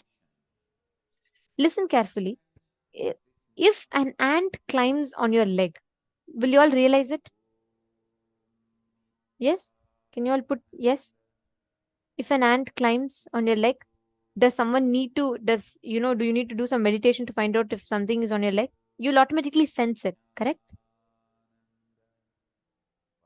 Yes. Why? It is not that, why are you able to identify when an ant climbs on your leg? Even if you're busy with something, you'll still feel like something is happening in my leg. Why? Because you feel you exist in the whole body, correct? You don't need to meditate for you to feel what is happening on your leg. You don't need to meditate on something. You just know something is happening on your leg. Because from your head to toe, you feel is yours. You feel you exist. In every pore of your body, you exist, correct? It is not like when you're using your hands, you forget your legs. No, it is not like that. You know something is happening in your leg, your awareness is there also. Why? Because you cognize you are the whole body. You experience yourself as the whole body. Now, instead of just limiting yourself to the body, if you cognize you're the whole universe, some storm happening in Philippines right now, you will be able to know. You will be able to experience it. Earthquake hitting Japan, you will be able to experience it. You will be able to feel it. Are you all catching it? There's a very beautiful incident from Swami Vivekananda's life. Once morning he gets up and he starts complaining he has very, very severe pain in his right shoulder. And then all disciples try to get some medicine to put. He says, no, nothing will help. There is something happening to, there's some calamities happening to the right side of a country that's towards the right side, in this side. So please send our sannyasis immediately to attend to that. Just a few hours later, they got a news that in Cuba an earthquake had hit and there's a severe this thing with that. And the Ramakrishna disciples went there to help. Incarnations are extremely sensitive because they will know what is happening anywhere. It is not difficult. Knowing what is happening everywhere, it's not at all a difficult thing. It is just a simple conscious decision you will be able to identify. It is the problem is right now all of you associate yourself as, okay, I am Nikhil Thakuraya, or I am Asa, or I live in Brazil. So that's all is your identity. Understanding? You need to shift it from that to understanding that your consciousness, you exist the same intensity in Mumbai, in your house, in your body, with that same intensity you exist as the cosmos. It is just cognition, and it's okay. Right now you may not be able to immediately experience it. It may not even be immediately possible logically for you. That's okay, but at least start declaring that as a consciousness. Okay, sit now. All of you are going to be identifying one object that I am going to be holding here. Ready? It could be anything.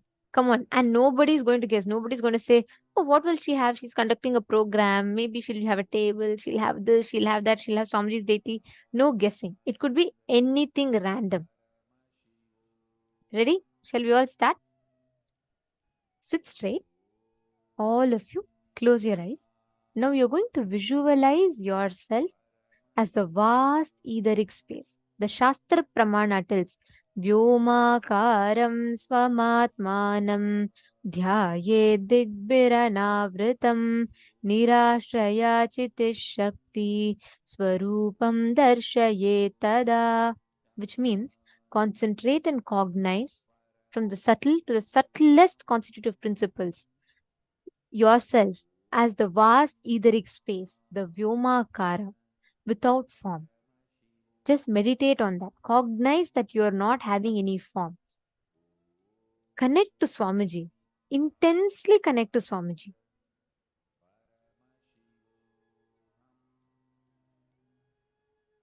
And you're going to be asking Swamiji to reveal to you what exactly you see that I am holding in my hand. I have an object in my hand and you're going to scan what exactly it is.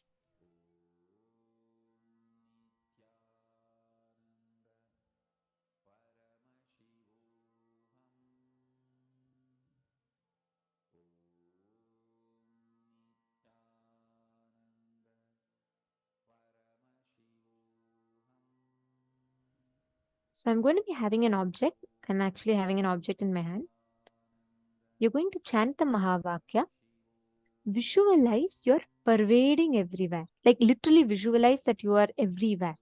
Just ask Swamiji to show you, Swamiji, exactly what is Ma Nithyananda holding in her hand. See, sometimes you may hear it as words, or sometimes it'll just pop up as pictures to you. That's okay. But start with describing whatever comes. Come on, Ma Sanghavasini. See, Ma Sanghavasini, you're asking how will you know if an incident is a root incident? The moment you complete it, Ma, see, you will really feel like you've hit the bottom. It will be an experience. You'll feel like, oh my God, this is what it is. The strong impact of it, you will realize.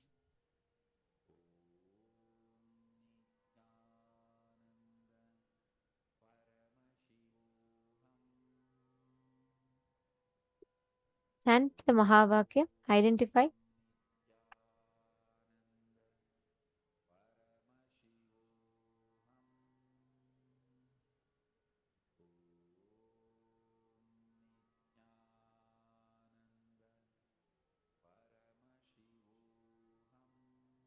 What exactly is object?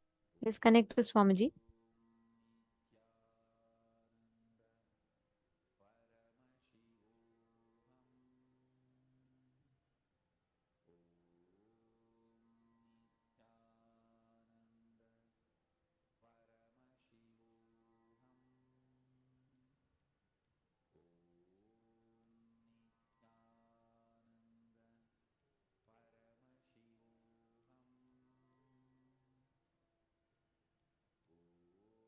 you may see it will be different things. At times you will see it as shapes, colors, sizes, but don't let your logic come into the play. That's the key. Means you should not think that, oh, okay, this is what it is, this is all I can see. Intensely connect and see, ask Swamiji to show what exactly is object. Whatever is coming, you can keep typing and posting in the chat. As in when you see, just post it in the chat.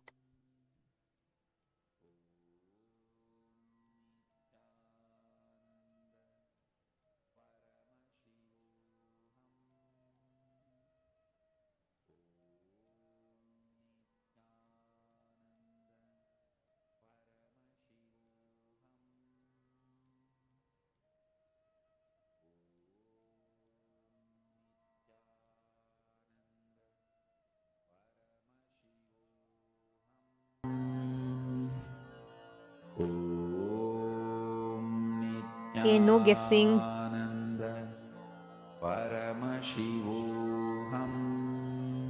Describe the shape. No problem. See, it's not about right for now. First start seeing. First start cognizing as yourself as that vast etheric space and start seeing.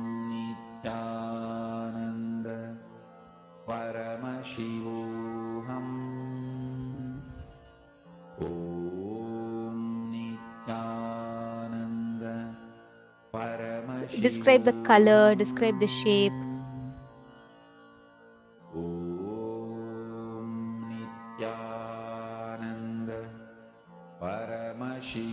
Akash Ravi, you should not ask me. You should scan and tell. You're asking if it's a Trishul. You should scan and tell.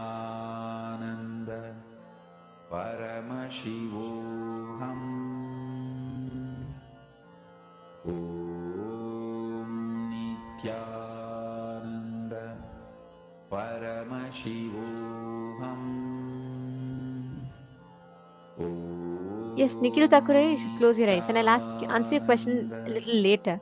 Right now, we can all manifest intensely. Just close your eyes. Let that shapes come. Let different things come in your third eye. Let objects keep appearing. Scan and keep identifying that. And whatever shapes comes, post it in the chat.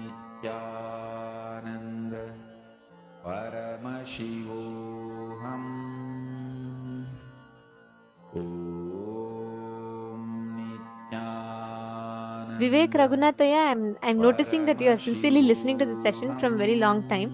You can also post your clicks, whatever you're understanding. You can post your questions if you have any.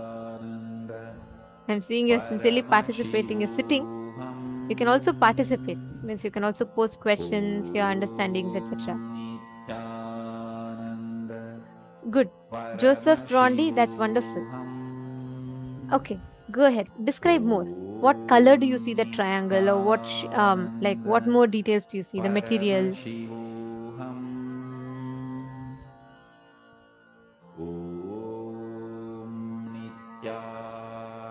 Okay. Since many of you have posted, I'm going to be sharing the answer with you all right now. Okay. Great. See, don't, if it is not right, it is okay. It doesn't matter. First thing, go on again and again, continuously chanting Mahavakya and do the technique, the process. Okay. So the exact object that I was holding for all of you is a clip, a black color. And Ma Vinuta, you were spot on. Vinuta Nagaraj. The first color you said was black. Even Ma Prithvi saw the color black. See, it doesn't matter if you didn't get the other things correct, but the first thing you guys saw was black. Excellent. Wow. Ma Virupaksha, you said a little dark object as big as the hand and black. So this is a little dark object and as big as my hand and it is black. That's right. Wow. Excellent.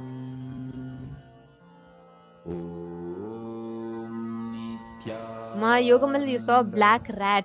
Interesting.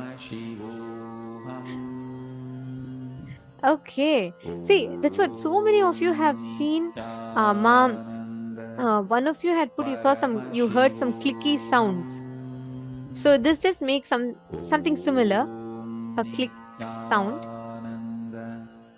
Do you all see, when you start manifesting, you may start with first just going on describing the broader details and so on. But once you start manifesting this, you will start having a breakthrough in the way it manifests for you. The way it starts expressing through you will be very different. Okay, very nice to see all of you participating. That's wonderful. Now we are going to be entering into a very, very important session. Today is all about breaking free from pain. We are going to now be understanding what is pain, what are the 5 types of pain that we go through in life. Swamiji is going to be revealing that. So let us listen to the revelation. It's a very, very beautiful session. We are going to be learning about pain and how you can water pain. So firstly, what is pain? What are the types of pain? And how do we get rid of pain in life?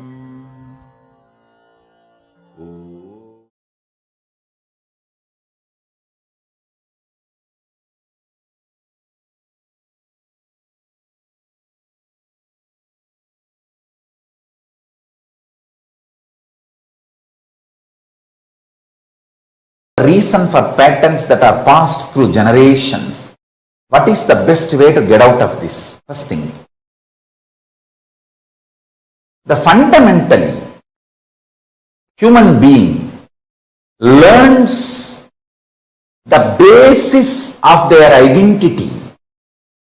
What is right, what is wrong, what is good, what is bad, what is pleasure, what is pain. From your past generations, from your parents, family, people around you who taught you. I still remember very clearly one incident. Let me tell you. It really happened. I was helping the Shivacharyas in the temple, in Arunachaleshwara temple, to light the lamp for the earth. So once the Shivacharyas, they do 2 puja, means the puja is done inside Garbha Mandir and then in Ardha Mandapa. Till the level of Ardha Mandapa, anybody can go and help them and light diyas and give them during the puja, arti. In those days, temple did not have so many staff. And even the staff were there, not only understaffed, they were to run around to all the different sannidhis, shrines. So we are small kids who volunteer. We also go and help here and there, and it's a big blessing and it's such a joy to volunteer and do puja to Arunachaleshwara. After the puja, they will give the vibhuti first to us, so that's a big pride. Of course, never to forget a very good share of Nivedyam, Prasadam, food, graced by Paramashivam himself. So, we always run and do volunteering. And once when I was volunteering, the camphor fell on my finger mixed with oil, burning, fell on my finger and got burnt.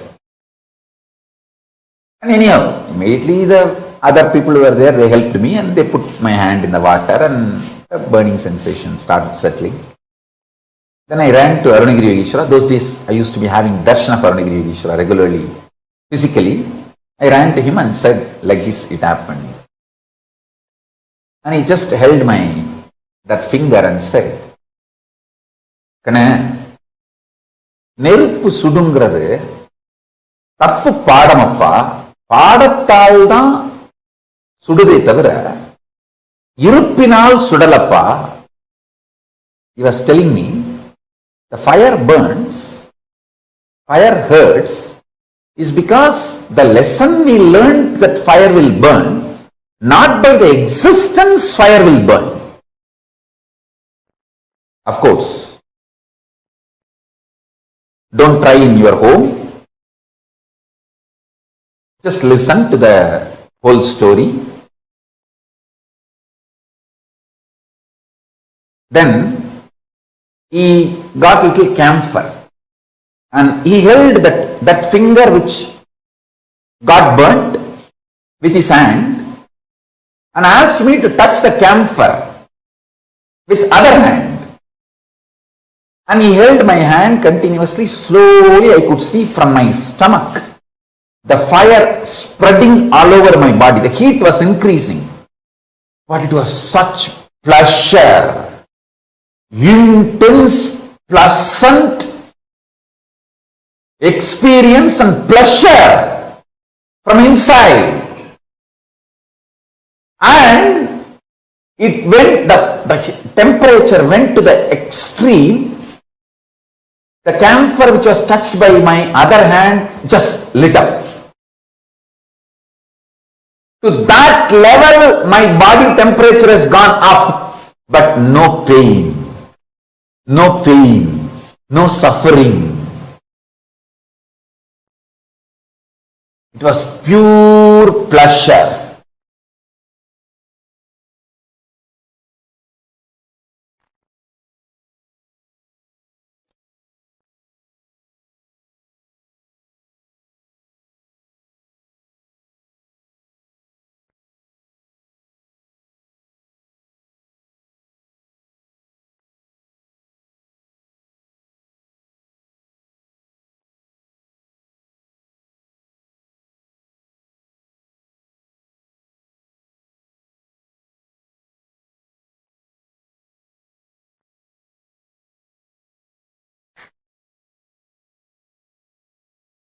I still remember how he raised the whole, not just temperature, my cognition about fire. That's it. I realized even the so-called fundamental experience, like fire burns, is because you learned that way. You are delusory learning, not because of its existence. He said, hey, Agni, தத்துவமப்பா, அது வயத்துக்குள்ளேயே தான் இருக்கு. நம்ம வயத்துக்குள்ளேயே இருக்கிறது எப்படி துக்கம் கொடுக்கும்? He was trying to teach me in Tamil. I am trying to repeat the words as it is. Fire is a principle, fundamental principle of existence, and it is there inside our stomach. Anything which is inside our stomach, how can that destroy us or burn us or disturb us? Skin is the Prithvi, the earth component of you. Fire is one more component of you. How can one component of you destroy another component of you when you are still alive as the master of you? He said, நீ உடம்புல இல்லாம போயிட்டா அப்போ ஒன்னோட ஒன்னு அடிச்சுட்டு ஒன்னு கொளுத்திருச்சுன்னு சொன்னா சரி புரிஞ்சுக்கலாம். ஆனா நீ உடம்புல இருக்கும்போது உன்னுடைய பாகங்கள் எப்படி ஒன்னு அழிக்க முடியும்? He was giving me the multi-dimensional logic, not binary logic. He says, when you are not inside the body, your own fire component has burnt your own earth component. At least that can be tolerated because you are not there. The head is not there. When the head is not there, the students can, like it's like if the teacher is not there, the students can fight amongst each other and burn the classroom. But when the teacher is there, head is there, how can they fight with each other? He said, you are the head. When you are in the body, how can your fire element burn your earth element?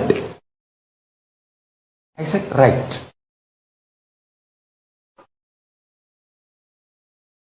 Correct, Swami.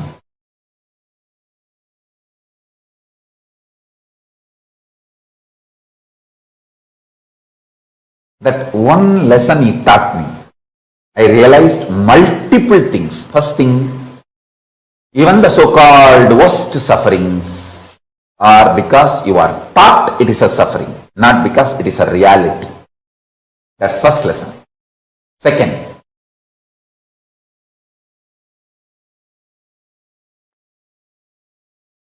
the hydrophobic material which keeps your DNA together. That hydrophobic material is filled with sound. See, being becomes identity through sound. Identity becomes physical expression of a person through fire.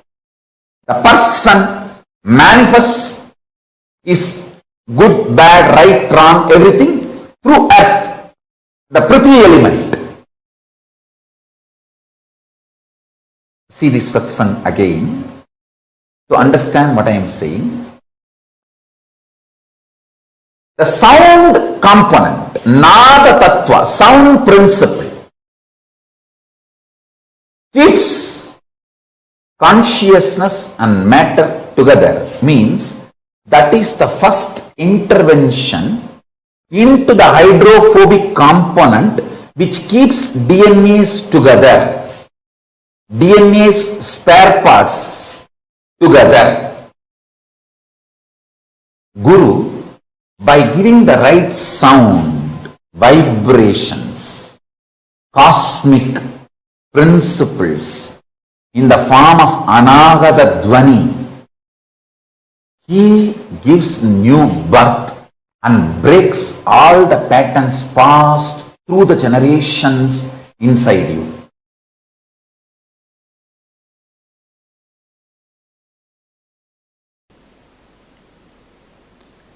If you think your lifespan, your existence is much more, then the idea of your pleasures will become different. The ideas about your pleasure will become different. Understand? If you think you are going to be having births and deaths, that's the truth. Till you are enlightened, the births and deaths is going to be your life cycle. Then simply you know what is going to be your pleasure, what is going to be your pain, what should be your pleasure, what should be your pain. Having a larger vision, more clear vision about you. Actually, when you have more clear vision about you, all your actions will be aligned to that. Your pleasure, what do you consider as pain, what do you consider as pleasure, what do you consider as good, what do you consider as bad, everything will become different if what you consider as you changes. What do you consider as you, if that changes,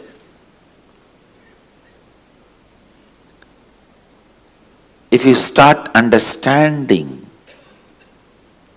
what you consider as you is little more than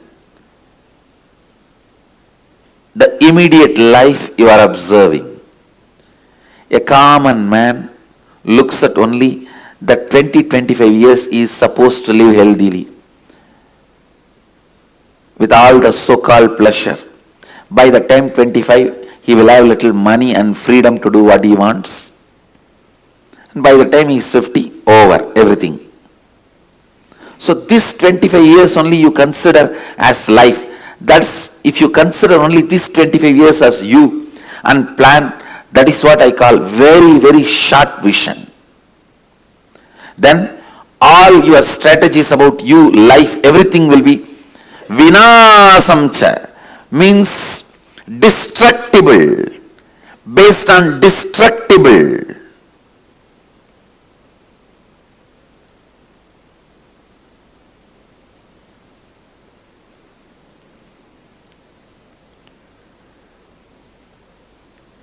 your strategies are based on something destructible, do not enjoy, do not expect long-term peace or bliss, because your strategy itself is not for that. When you are building your house itself, you are building with bamboo concrete, which lifespan is only 20 years. And then you expect your fourth generation to live in that house. You make a wall. This is for the photograph of all my first generation. Then this is my sons and daughters. That is for my grandsons and granddaughters. That is for my great-grandsons and great-granddaughters. The house itself is going to live only 20 years.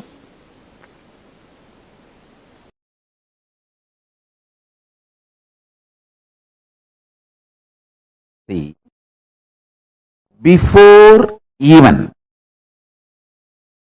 the individual delusion, Maya, manifesting in me and going after my personal ideas about good, bad, what society teaches us as pleasure, pain, greed, lust, sex, pleasure, or comfort, luxury, whatever an individual goes through, before any of those patterns and artists developing in my system, my gurus made me realize I am expression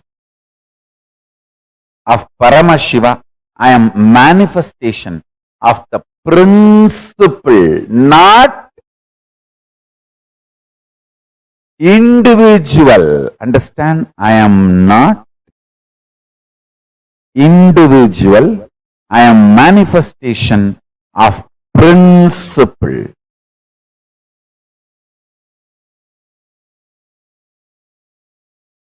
You need to understand. I am a manifestation of principle. Tattva, not an individual. Before even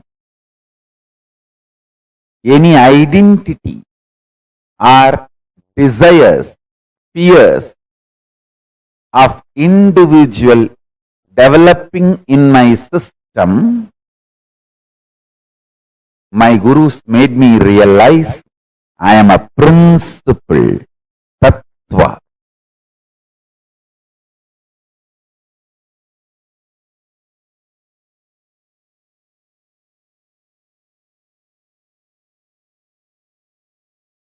Now I want to tell you, for living enlightenment, you need vision, not sacrifice. As long as you don't get the right vision, you need to have sacrifice. Till the vision is not clicked, you need sacrifice. Once the vision clicks, you don't need sacrifice. When I cut my thigh and went back to Annamalai Swamigal, he said, what you did is neither wrong nor right. I couldn't understand. What do you mean? He said, because of this cutting yourself, you got the click. Ultimately, that you are not the body. Actually, after that only he gave me the initiation into that Aham Spurana. The methodology of the Aham Spurana by great incarnation, Ramana Maharshi. It was transmitted to me by Annamalai Swamigal. So Ramana Maharshi is my Paramaguru. And Annamalai Swamigal transmitted that Aham Spurana Anubhava into me, and which became reality when I was 12 in the Pavazhakundru. After that, once Annamalai Swamigal was telling me, now understand the thing you did, cutting your thighs, neither right nor wrong. Because you got the vision, you don't need sacrifice. You don't need to cut yourself again. If Annamalai Swamigal said cutting yourself is right, I would have been continuously doing that everywhere. and all of you will be sitting and cutting yourself. It is not right. Same way, it is not wrong. You need certain kind of a ferociousness to do sacrifice till the vision clicks. That kind of a ferociousness is required for the vision to click. So because the ferociousness is required for the vision to click, the experimenting on yourself, cutting yourself, your thigh was not wrong. Because it is not required regularly, once the vision clicks, it is not right.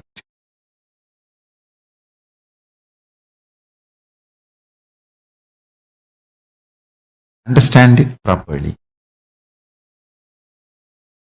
Sacrifice is required only till the vision clicks. Once the vision clicks, you don't need sacrifice.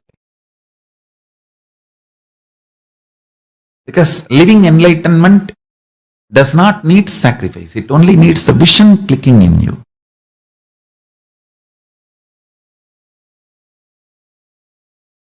But till the vision clicks, you need to have the patience and perseverance, will, persistence. For that you need sacrifice.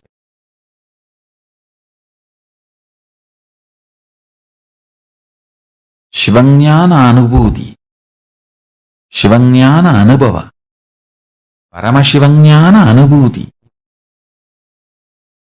is a vision manifest, not torture or suffering.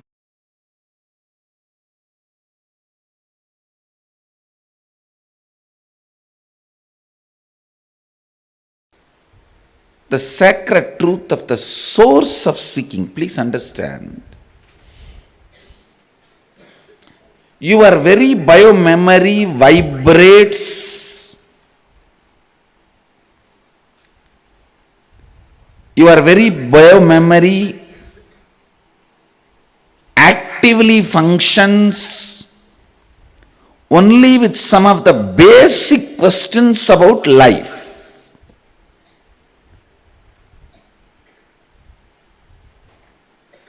What is pleasure? How can I have more? What is pain? How can I avoid that? What is life? Is this understandings help me? Is this understandings going to help me? What is joy?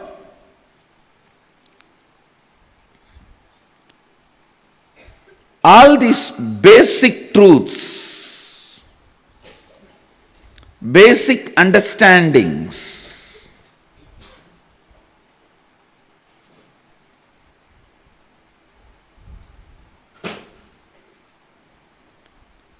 how can I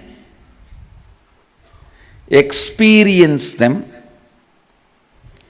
These basic questions about life only continues to make you function, act.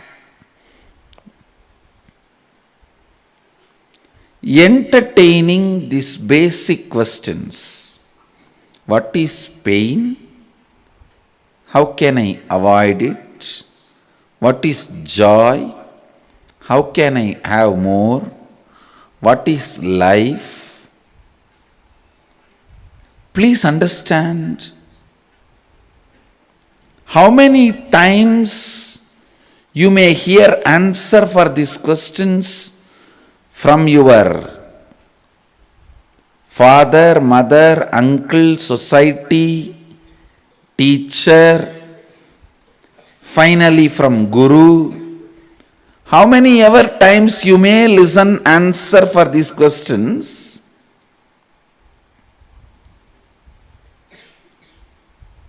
Listening to better and better answers for these questions and clicking with them is maturity. Listening your own answer and experiencing once for all is enlightenment. Understand? It's nothing but basic questions. What is life? What is death? Why suffering? Why pain? What is bliss? What is joy? How can I have more joy? How can I have less pain? What is it that is living inside me? What is it that changes inside me? What is it that does not change inside me? What is it that is making me move? What is it that is making me tired? What makes me exciting? What makes me feel bored? For these basic questions, if you have better and better answer and click with the better answers, that is called maturity. Naturally, the answer your friend gives when you are 5-year-old will be different. Your mother gives when you are 6-year-old will be different. When your father gives when you are 14 will be different. Finally, when you reach your guru, the answer he gives will be different. So clicking with better and better answers is maturity. Ultimately, clicking with your own answer, experience, and the question disappearing once for all is enlightenment. That is enlightenment.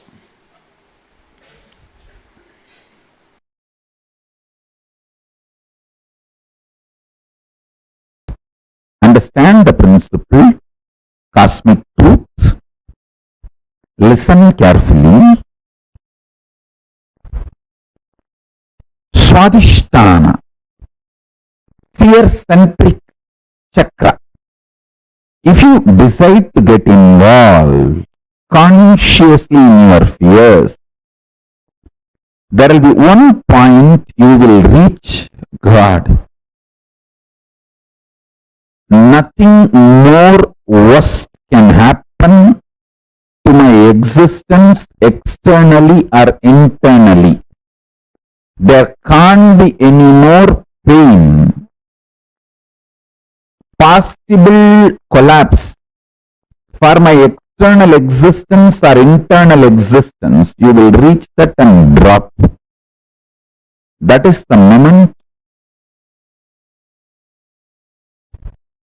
the beautiful, powerful cognition will rise in you. From now, every second I am alive internally and I feel I am alive externally. Itself is a blessing. Nothing more is needed. I neither need bliss, joy inside me to be blissful, to feel fulfilled, nor I need something externally to feel fulfilled and complete. That experience will happen in you if you consciously involve with all your fears, fear fantasies, the patterns, the way the fear manifests in you.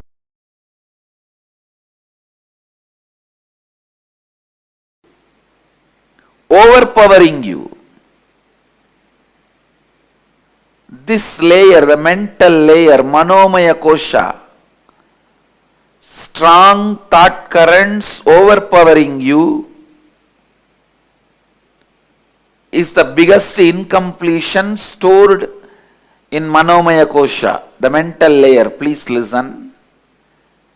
In the mental layer, the powerful, strongest incompletion recorded, strongest incompletion stored is thought currents overpowering you, making you powerless.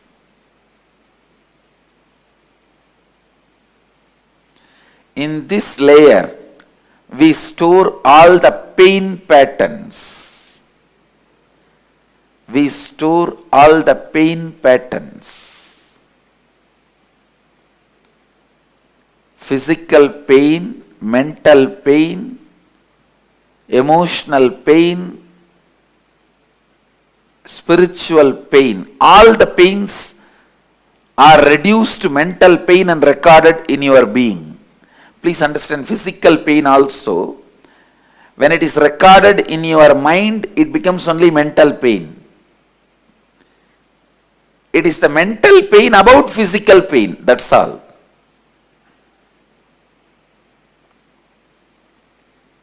Physical pain, all of you know. If somebody hits you, what happens? It's the physical pain. Mental pain is, if you are not respected somewhere the way you expect to be respected.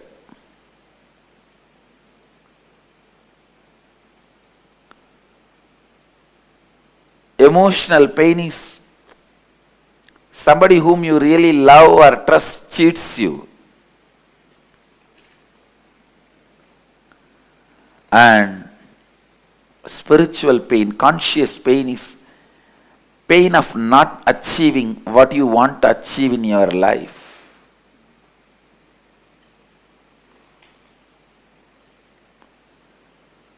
Listen, these four major pains get stored in your pain body, in your mental layer. Mental layer is pain body. That is where all the pains are stored.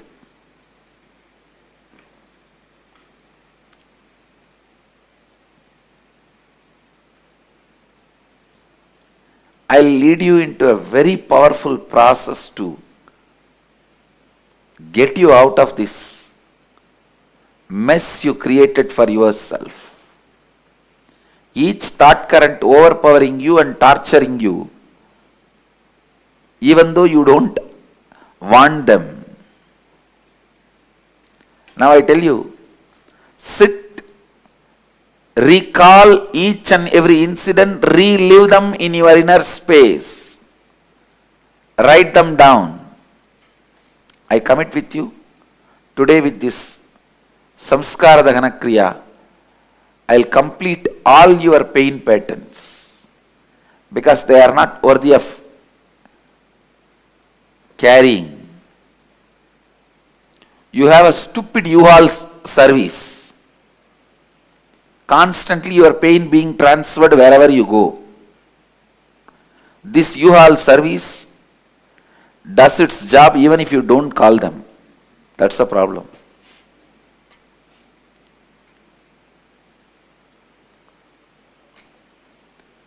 The unique process we will do now, you are literally going to write your autobiography. Understand? This process is called Samskara Dahana Kriya. Start with the earliest memories of your life. Recall all the unpleasant incidents of your life. The ones that brought you mental, physical, emotional, conscious pains. Recall each incident. Relive it in your inner space intensely. Go back to the same situation, same emotion, same thinking pattern, same understanding, same experience. Go back to that age. Bring that same emotion, bring that same experience. After reliving, write down each incident clearly as if you are writing a story. Do not censor anything. Do not avoid any incidents. Write each and every incident. Don't censor. Do it really, really sincerely. Go ahead. Let's gather for next session. Thank you. Be blissful.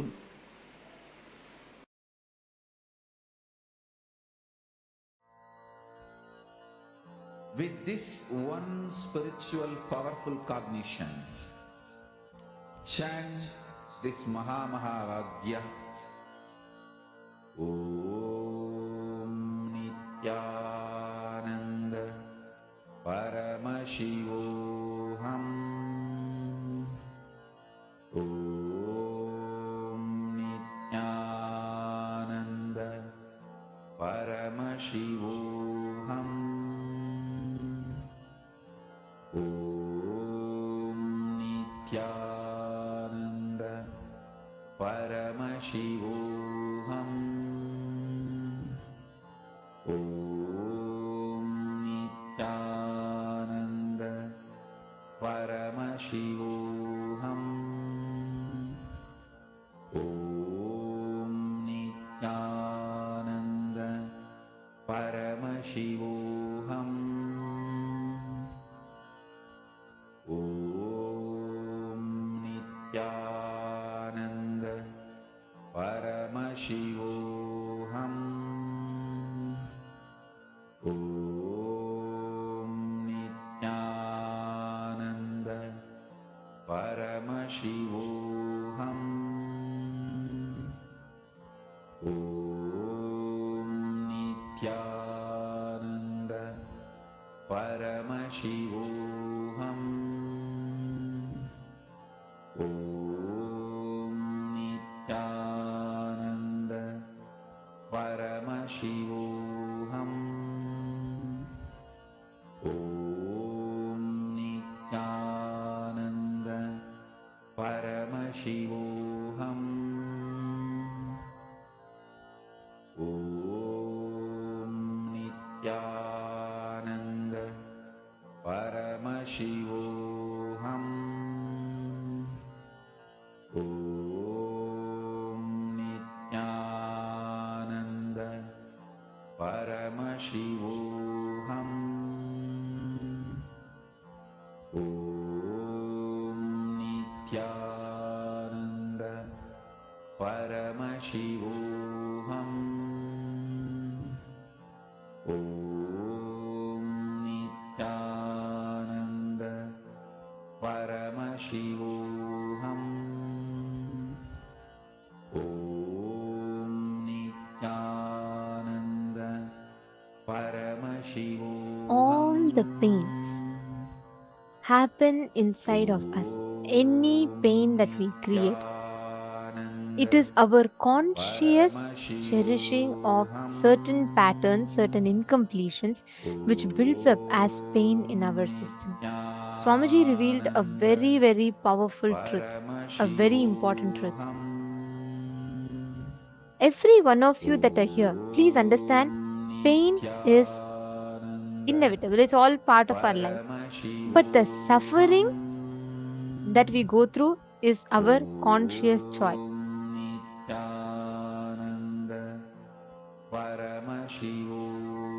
Now, please understand, listen very carefully. All the pain that is created in our life, all the pains that we experience, that we go through in our lives, are created by the constant being, you turning a blind eye towards your blind spots. Swamiji revealed right now, right, in this session, Swamiji revealed a very beautiful truth. Swamiji said, the intensity of the pain in multiple different incidents is based on how you cognize it, how you term it. And Swamiji had explained about the types of pain as well. Swamiji revealed to us about what are the different types of pain. It is very important that we understand this, because just this one right understanding about pain will change the perspective which you have about pain and how you attend to that pain in your life. So now we are going to be doing a very beautiful exercise to overcome pain. Swamiji himself gave the exercise towards the last part of the session, but now we are going to be doing it. See, all the so-called worst sufferings is because you are taught it is a suffering. The beautiful incident that Swamiji shared, how when that camphor and oil fell on Swamiji's hand, that same thing, when it is taught as painful, because society conditions you to constantly cognize it as pain, your body believes it as pain. There's a very beautiful incident from Swamiji's life. I always love to share this. Swamiji tells during Parivrajaka, right? Swamiji did 9 years of spiritual wandering called Parivrajaka. Means Swamiji was just 17. Swamiji left his house. Swamiji wandered the length and breadth of India, and Swamiji was in his Parivrajaka Yatra. Now, at that time, Swamiji went to one village in Madhya Pradesh, which is in India. And Swamiji said one day he was meditating there in the village. Swamiji used to go travel place by place by place in different places, and Swamiji used to meditate there. Now, one day what happened was when Swamiji was meditating, Swamiji saw that particular village, one pregnant woman, she was carrying, and she walks into a hut. 5 minutes, just in less than 5 minutes or so, she comes out with a baby in her hand. No pain, no crying, no shouting, no noises, nothing. It was absolutely peaceful. She was smiling. She had no tiredness in her face. Nothing. It was just like as if she just went to the room and changed her dress and came back. Swamiji was shocked. Swamiji said he was very surprised and shocked to see this. And anyways, since Swamiji didn't know their language, Swamiji didn't ask immediately, and Swamiji is continuing to meditate. Another few days, exactly another incident like this happened, where again another pregnant woman, she walked into the room, that hut. Okay, she goes into that hut and she comes out with a baby in her hand. Again, no shouting, no screaming, no tears, no pain, no tiredness. She was so calm and so smiling and so blissful. Now Swamiji said, like, he decided to find out how it is happening. So Swamiji said Swamiji went to the village priest, and Swamiji wanted to find out like how this works. Swamiji said, Swamiji went up to the village priest and asked, I see that, pregnant women are going and there's no delivery pain, there's no labor pain, and they're walking out like this. Then the priest was shocked, even more shocked than Swamiji. He said, pain? What pain? There is absolutely no pain, because from young age we are all taught that delivering a child is the most joyful thing to do, so they consider it as a joy. And also to add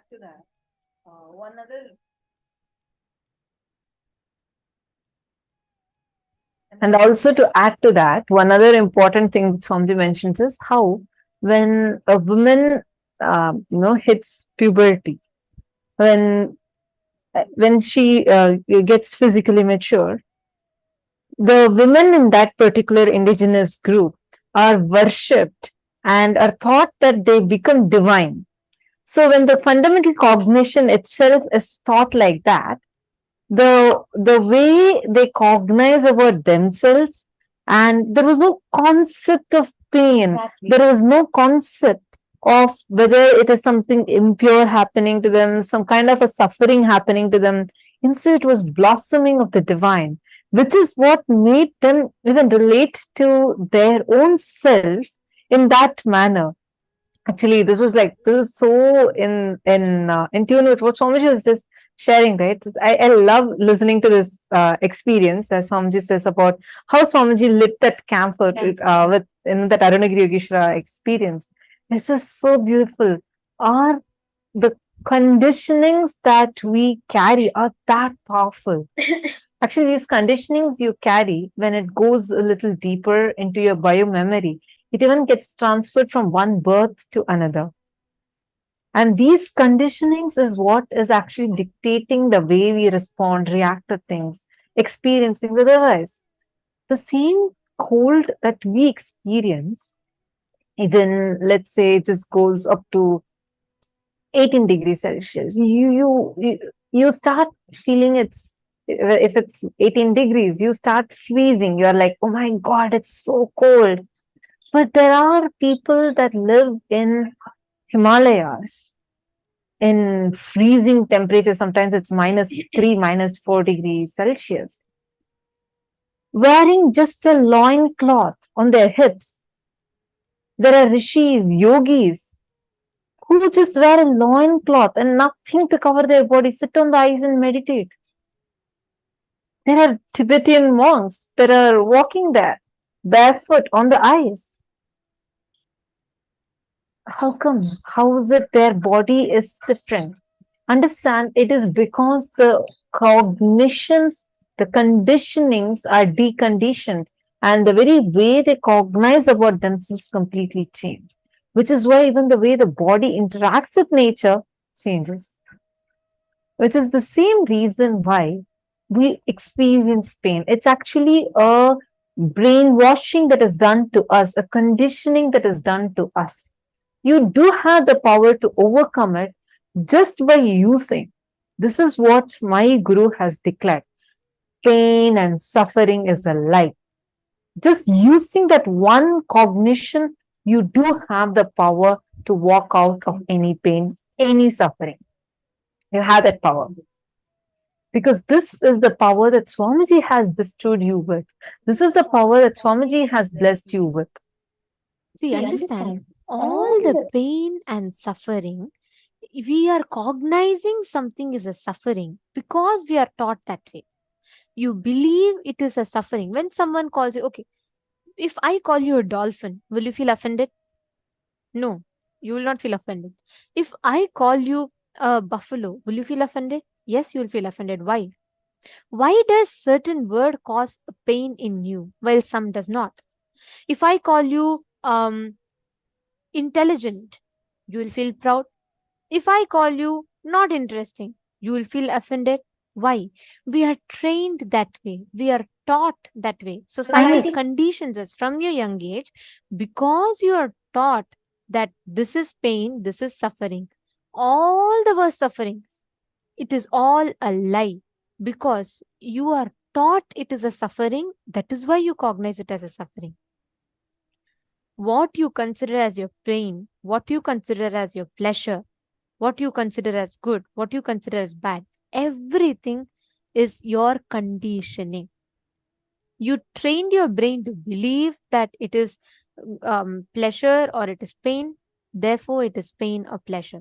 You trained your brain to believe that something is good, it is good. Based on what you have conditioned yourself to be, that's what you cognize, that's what it becomes like. Getting it? Understanding? Now, what you all can do is start with the earliest memories of your life. Recall unpleasant incident of your life where you had mental, physical, emotional, conscious pain. Now, Swamiji himself gave the process, right? Some incidents you'll feel like the worst injustice has been done to you. Listen very carefully. Sometimes you will feel the worst injustice has been done to you.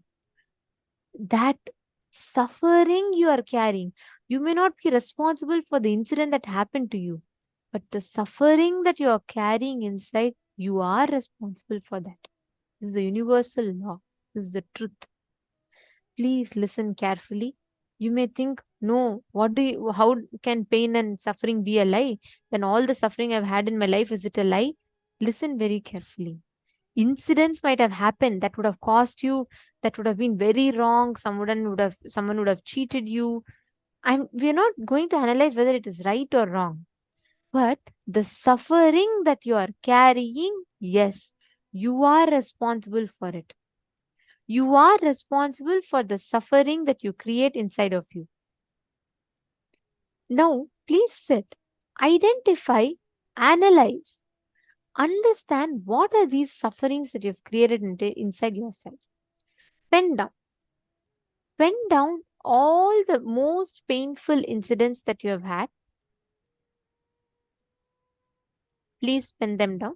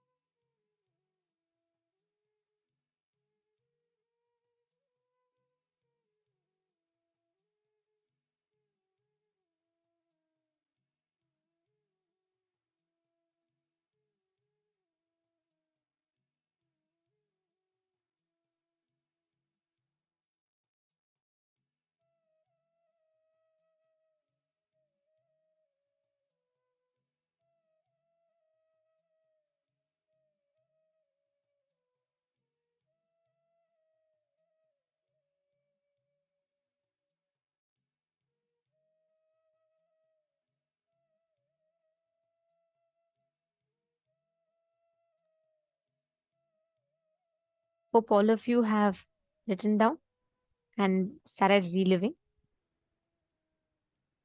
As you identify, as you keep completing, what starts happening is the cognition that you carry starts maturing. How you start manifesting, how you manifest the experience starts maturing. So it'll no more be in the same usual way that you see it, that you experience it. It'll have a completely different shift altogether. Now, all the participants, every one of you that are here, understand whenever you liberate yourself from certain pain pattern that you're stuck with, you start experiencing a profound breakthrough in the way you see, the way you experience reality. Now, with that being said, we're going to be entering into the power manifestation where you all can actually scan, you all can actually see through the third eye and identify how a particular place is just through your conscious will. In the last round, you all scanned an object that I was having. Now, you're going to be going to the next level. And Nikhil Thakuraya, don't worry. She will, as you start manifesting powers, your wife will start having that breakthrough. Many spouses who get connected to Swamiji, the first thing they say is, when they see the transformation happening in their spouse, they start feeling like, oh my God, it is possible, it is real. And they start feeling enriched. And this will also help. Actually, we have a day where Swamiji we will learn on relationships. I highly recommend that just try getting your wife, like talk to her, probably just ask her to come and sit with you. Talk to her and get her to sit. That day would be the best for your relationships. You learn a lot about you, your relationship, how you can have the best relationship. And that day we also have a special initiation where Swamiji will bless couples who want to conceive a child. Swamiji will bless them with apple initiation, like where you're blessed with, you get an apple, you get it energized by Swamiji, and you'll give birth to an enlightened child. So I highly recommend that you attend even that day along with your wife. We will let you know the exact date. That way you can get your wife also to come and attend along with you. Try talking to her and just see how, just work with her, like to enrich her, and you would know better to talk into her listening, and it'll really, really help you for having an amazing relationship with her. Okay, there's a very interesting question from Fabio Bruno here. He's saying, I have a doubt. Swamiji explained that if one person robs another person and the person who was robbed is not disturbed about that incident, the person who stole does not receive karma. Correct. Swamiji did say that. Based on this, I would like to understand how we come to the space of Kala Bhairava, where where everything that is bad for us simply comes back to the person, and everything that is good, that same good comes back to the person. If we are in a space where we cannot be harmed, how will people who do bad things to us get punished for their harm? Okay. See, there's a two-level thing. One is, by law, what they give to you, the space that they give to life will reflect back to them. Okay. When you get affected, they get the karma. Yes, Swamiji had told that. Listen very carefully. The very fact that you feel, oh, if I am complete, then they will not get the justice, actually shows you're getting affected by it. If the agenda here, see, there are two different things. If your goal here is to make that person realize, when you are in the space of completion, only you can make them realize. If your space is just to give them back what they gave, then if you get harmed, they will get it back. So many enlightened masters have brought the greatest of transformation in people, not by giving back harm, but by blessing them. There's a very beautiful incident that happens in Buddha's life. Once he's sitting and giving satsang, and a man who's very disrespectful, who doesn't believe all this, he comes and looks at Buddha and he starts yelling. he starts yelling at Buddha and he says, what kind of a master are you? Why should we believe you? You teach suffering is true and all that. Why should we believe you? And next to Buddha, Buddha's disciple Ananda is sitting, and he gets so annoyed the moment he sees this man shouting at his master. And I mean, everyone is there and he gets so annoyed. So he's like, he just gets up. Buddha says, no, sit. Buddha looks at him and keeps smiling. The man now gets irritated too much. He says, I'm telling you so much, you're not even reacting, you're smiling. And he even spits at Buddha. Now Ananda immediately jumps up and he's about to go and harm the person. Buddha says, no, sit. And Ananda just keeps quiet. And the person, after some time, he goes back. Then Ananda says, Master, how is it right? He's doing something that's so wrong. And if I don't react to it, how is it right?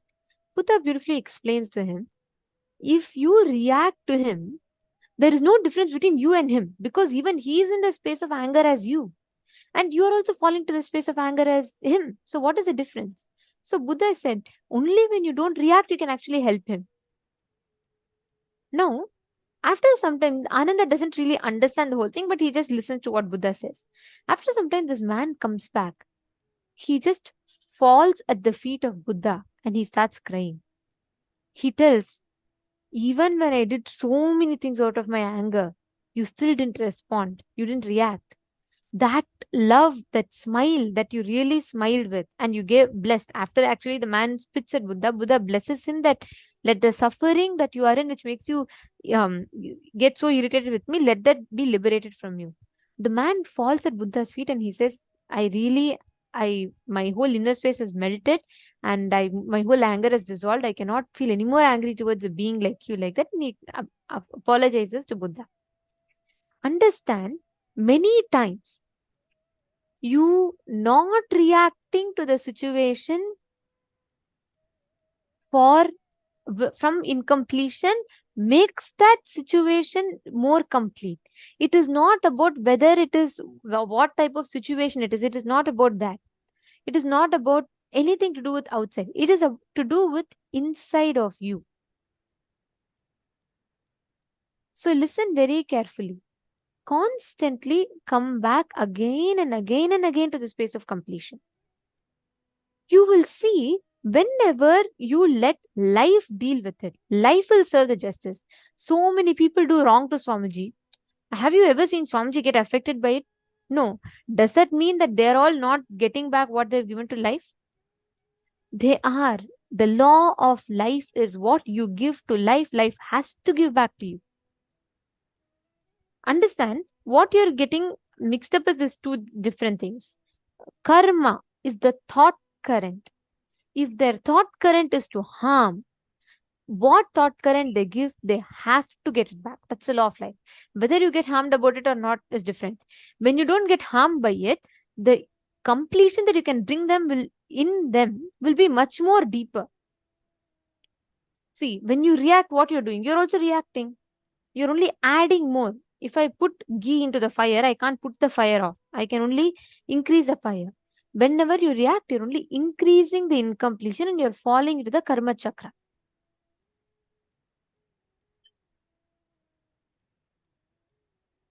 Ma Rajeshwari is asking the difference between mental and emotional pain. Conscious pain is physical and emotional pain. Oh, Ma Vinuta Nagaraj, I'll just quickly answer your thing, Ma.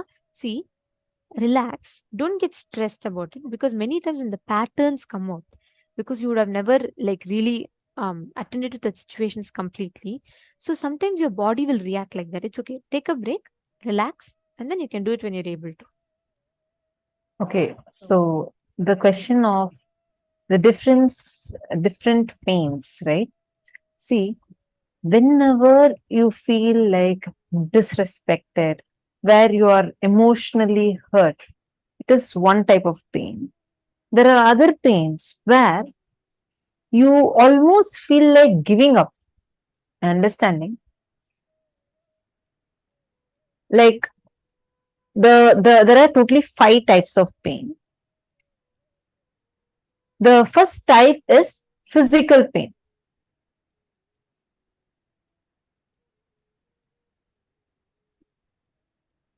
The physical pain is where you physically experience the pain, like anything to do with a small headache to, like really body is paining a lot, like in all levels, that is physical pain. Next is mental pain, where whether if someone is disrespecting you, insulting you, all of these go under mental pain. Emotional pain is much more deeper, understanding, where deep inside of you, you feel like there is no one for me. I don't have anyone. Like it hits a lot more deeper. It is to do with your emotions. That is called as emotional pain. Are you understanding?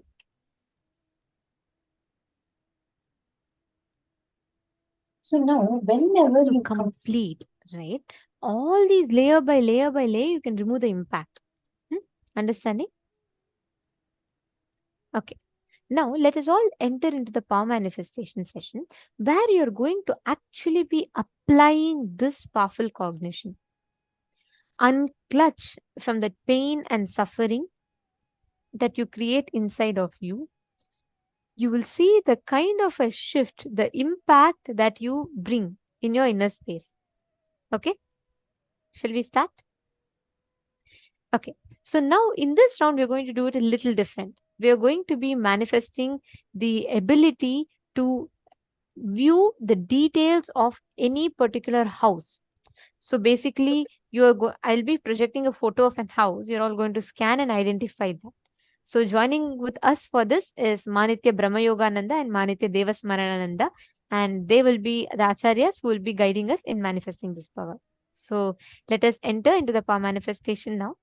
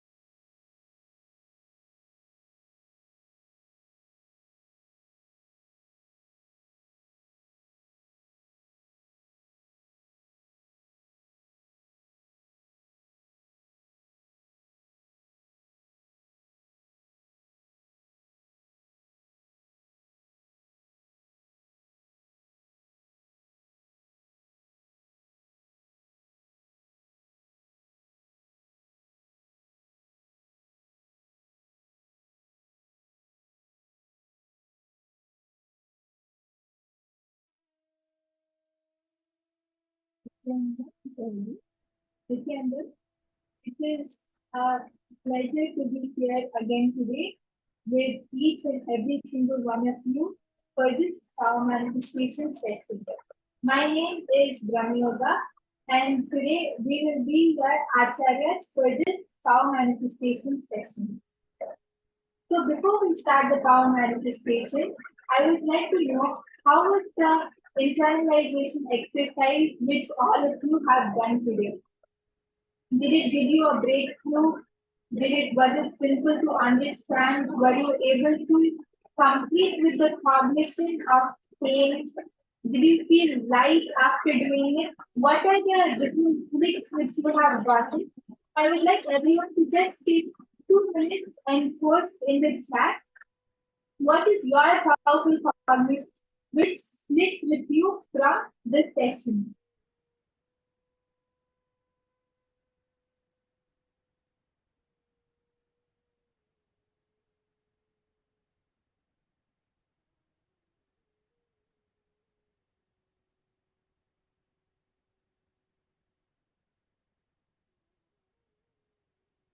Yes, so Ma Priyatma Swarupini has posted there is no suffering. That is great, Ma. That is actually the main cognition, the main trick of this internalization exercise, because suffering is just societal. Yes, it is our decision. That is correct.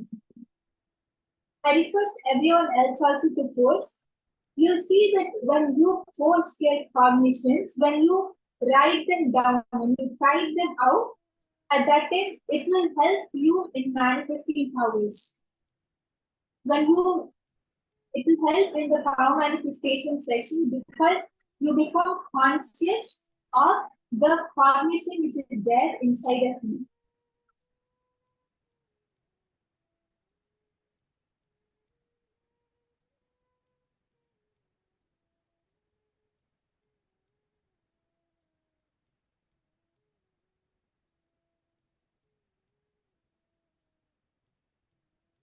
I encourage and invite each one of you, please take a minute and quickly share your powerful cognition, your click with us. Please understand, when you share, you become conscious of it, and this powerful cognition is going to help you in the power manifestation. Yes, Soma, is this you got a huge click about your root pattern that it is more present in your life than what you thought. Yes. So now that you have gotten the click, now that you are aware of it, when you manifest the power, you will see how it helps you in completing with this very cognition.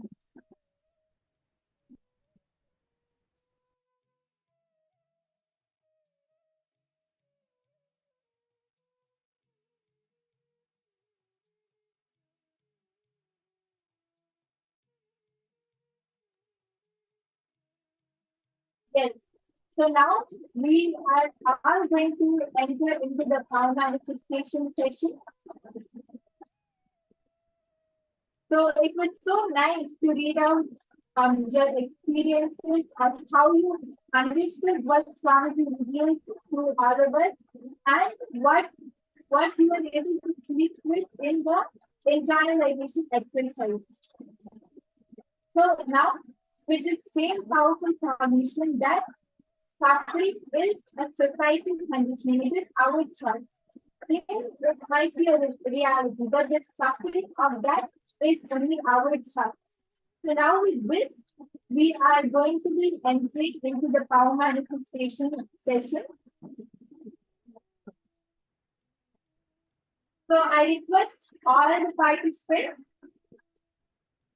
to get ready with your pen and your paper. We are going to be scanning houses. We are going to be doing the power of remote vision. So I request everyone to get ready with your papers and pens.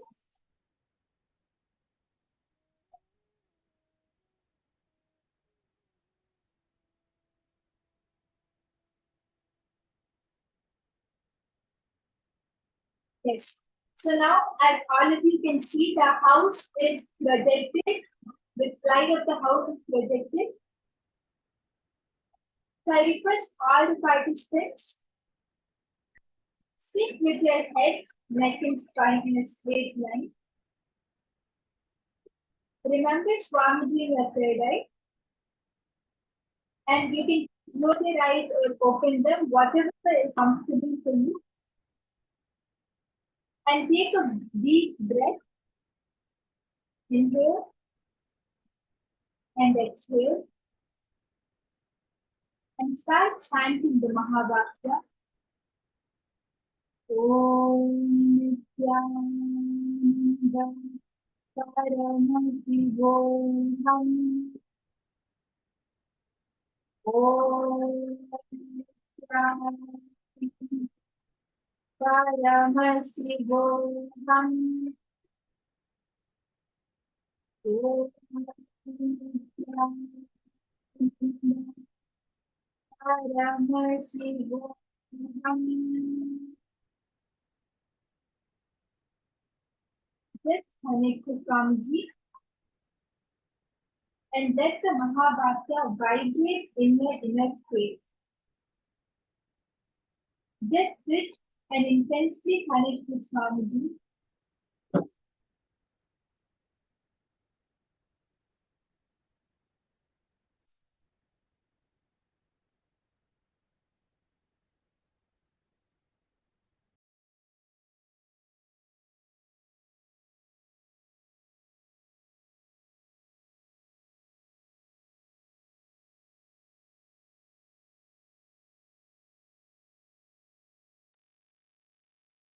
And I also request all the participants to scan the house in full detail. Whatever Swamiji shows you, the number of cups, it could be the number of spoons, it could be the minutest object or color in the house. Whatever Swamiji shows, you can even draw a full map of the house. You can write the material the walls are made of, the type of designs, the type of colors, the number of bedrooms, the number of bathrooms, what type of kitchen it is, the flooring, what is the type of flooring, the color of the flooring, what type of bathroom is it, what is the model of the house, everything, whatever Swamiji showed you can write it down in full detail.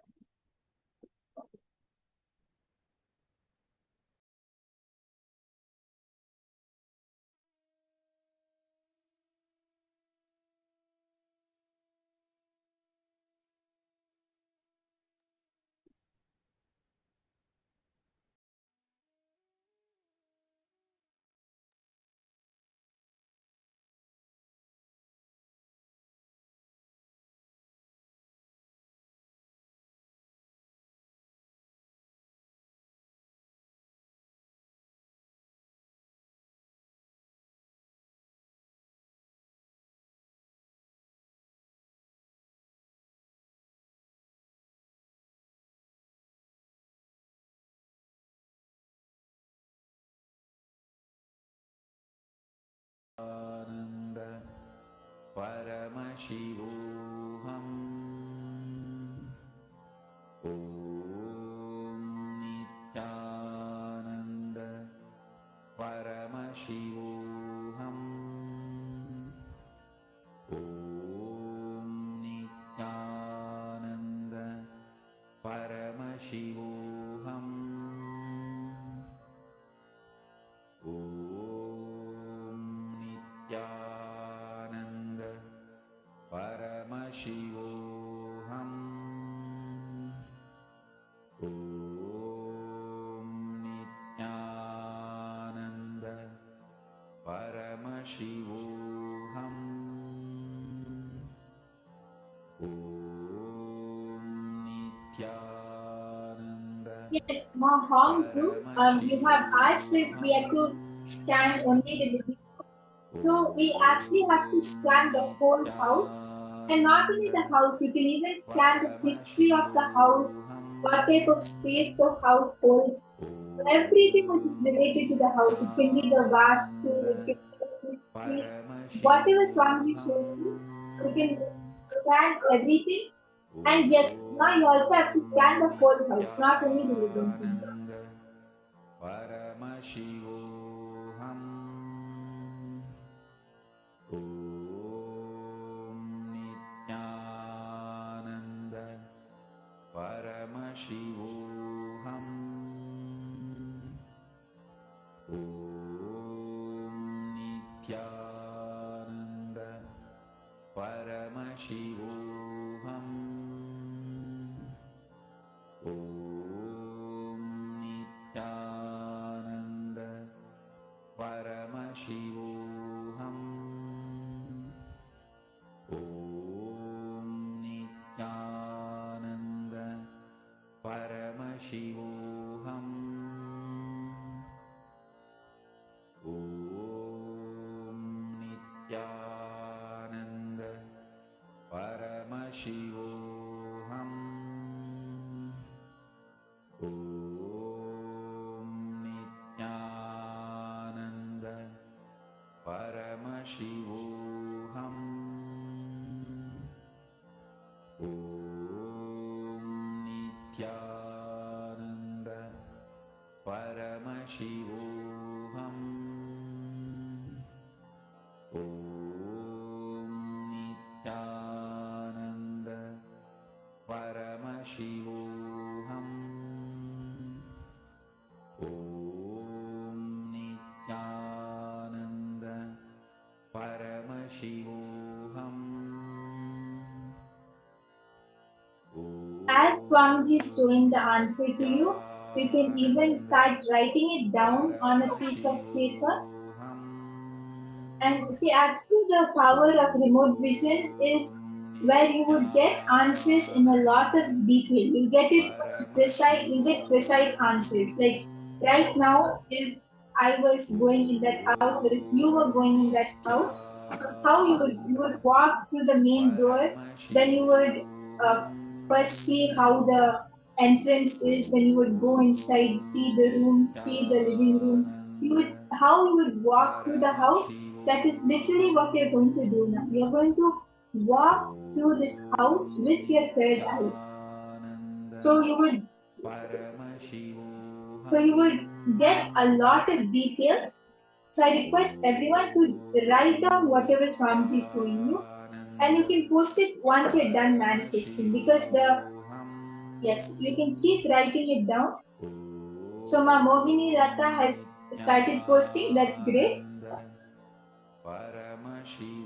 Just connect to Swamiji and declare that yes, I am one with Swamiji.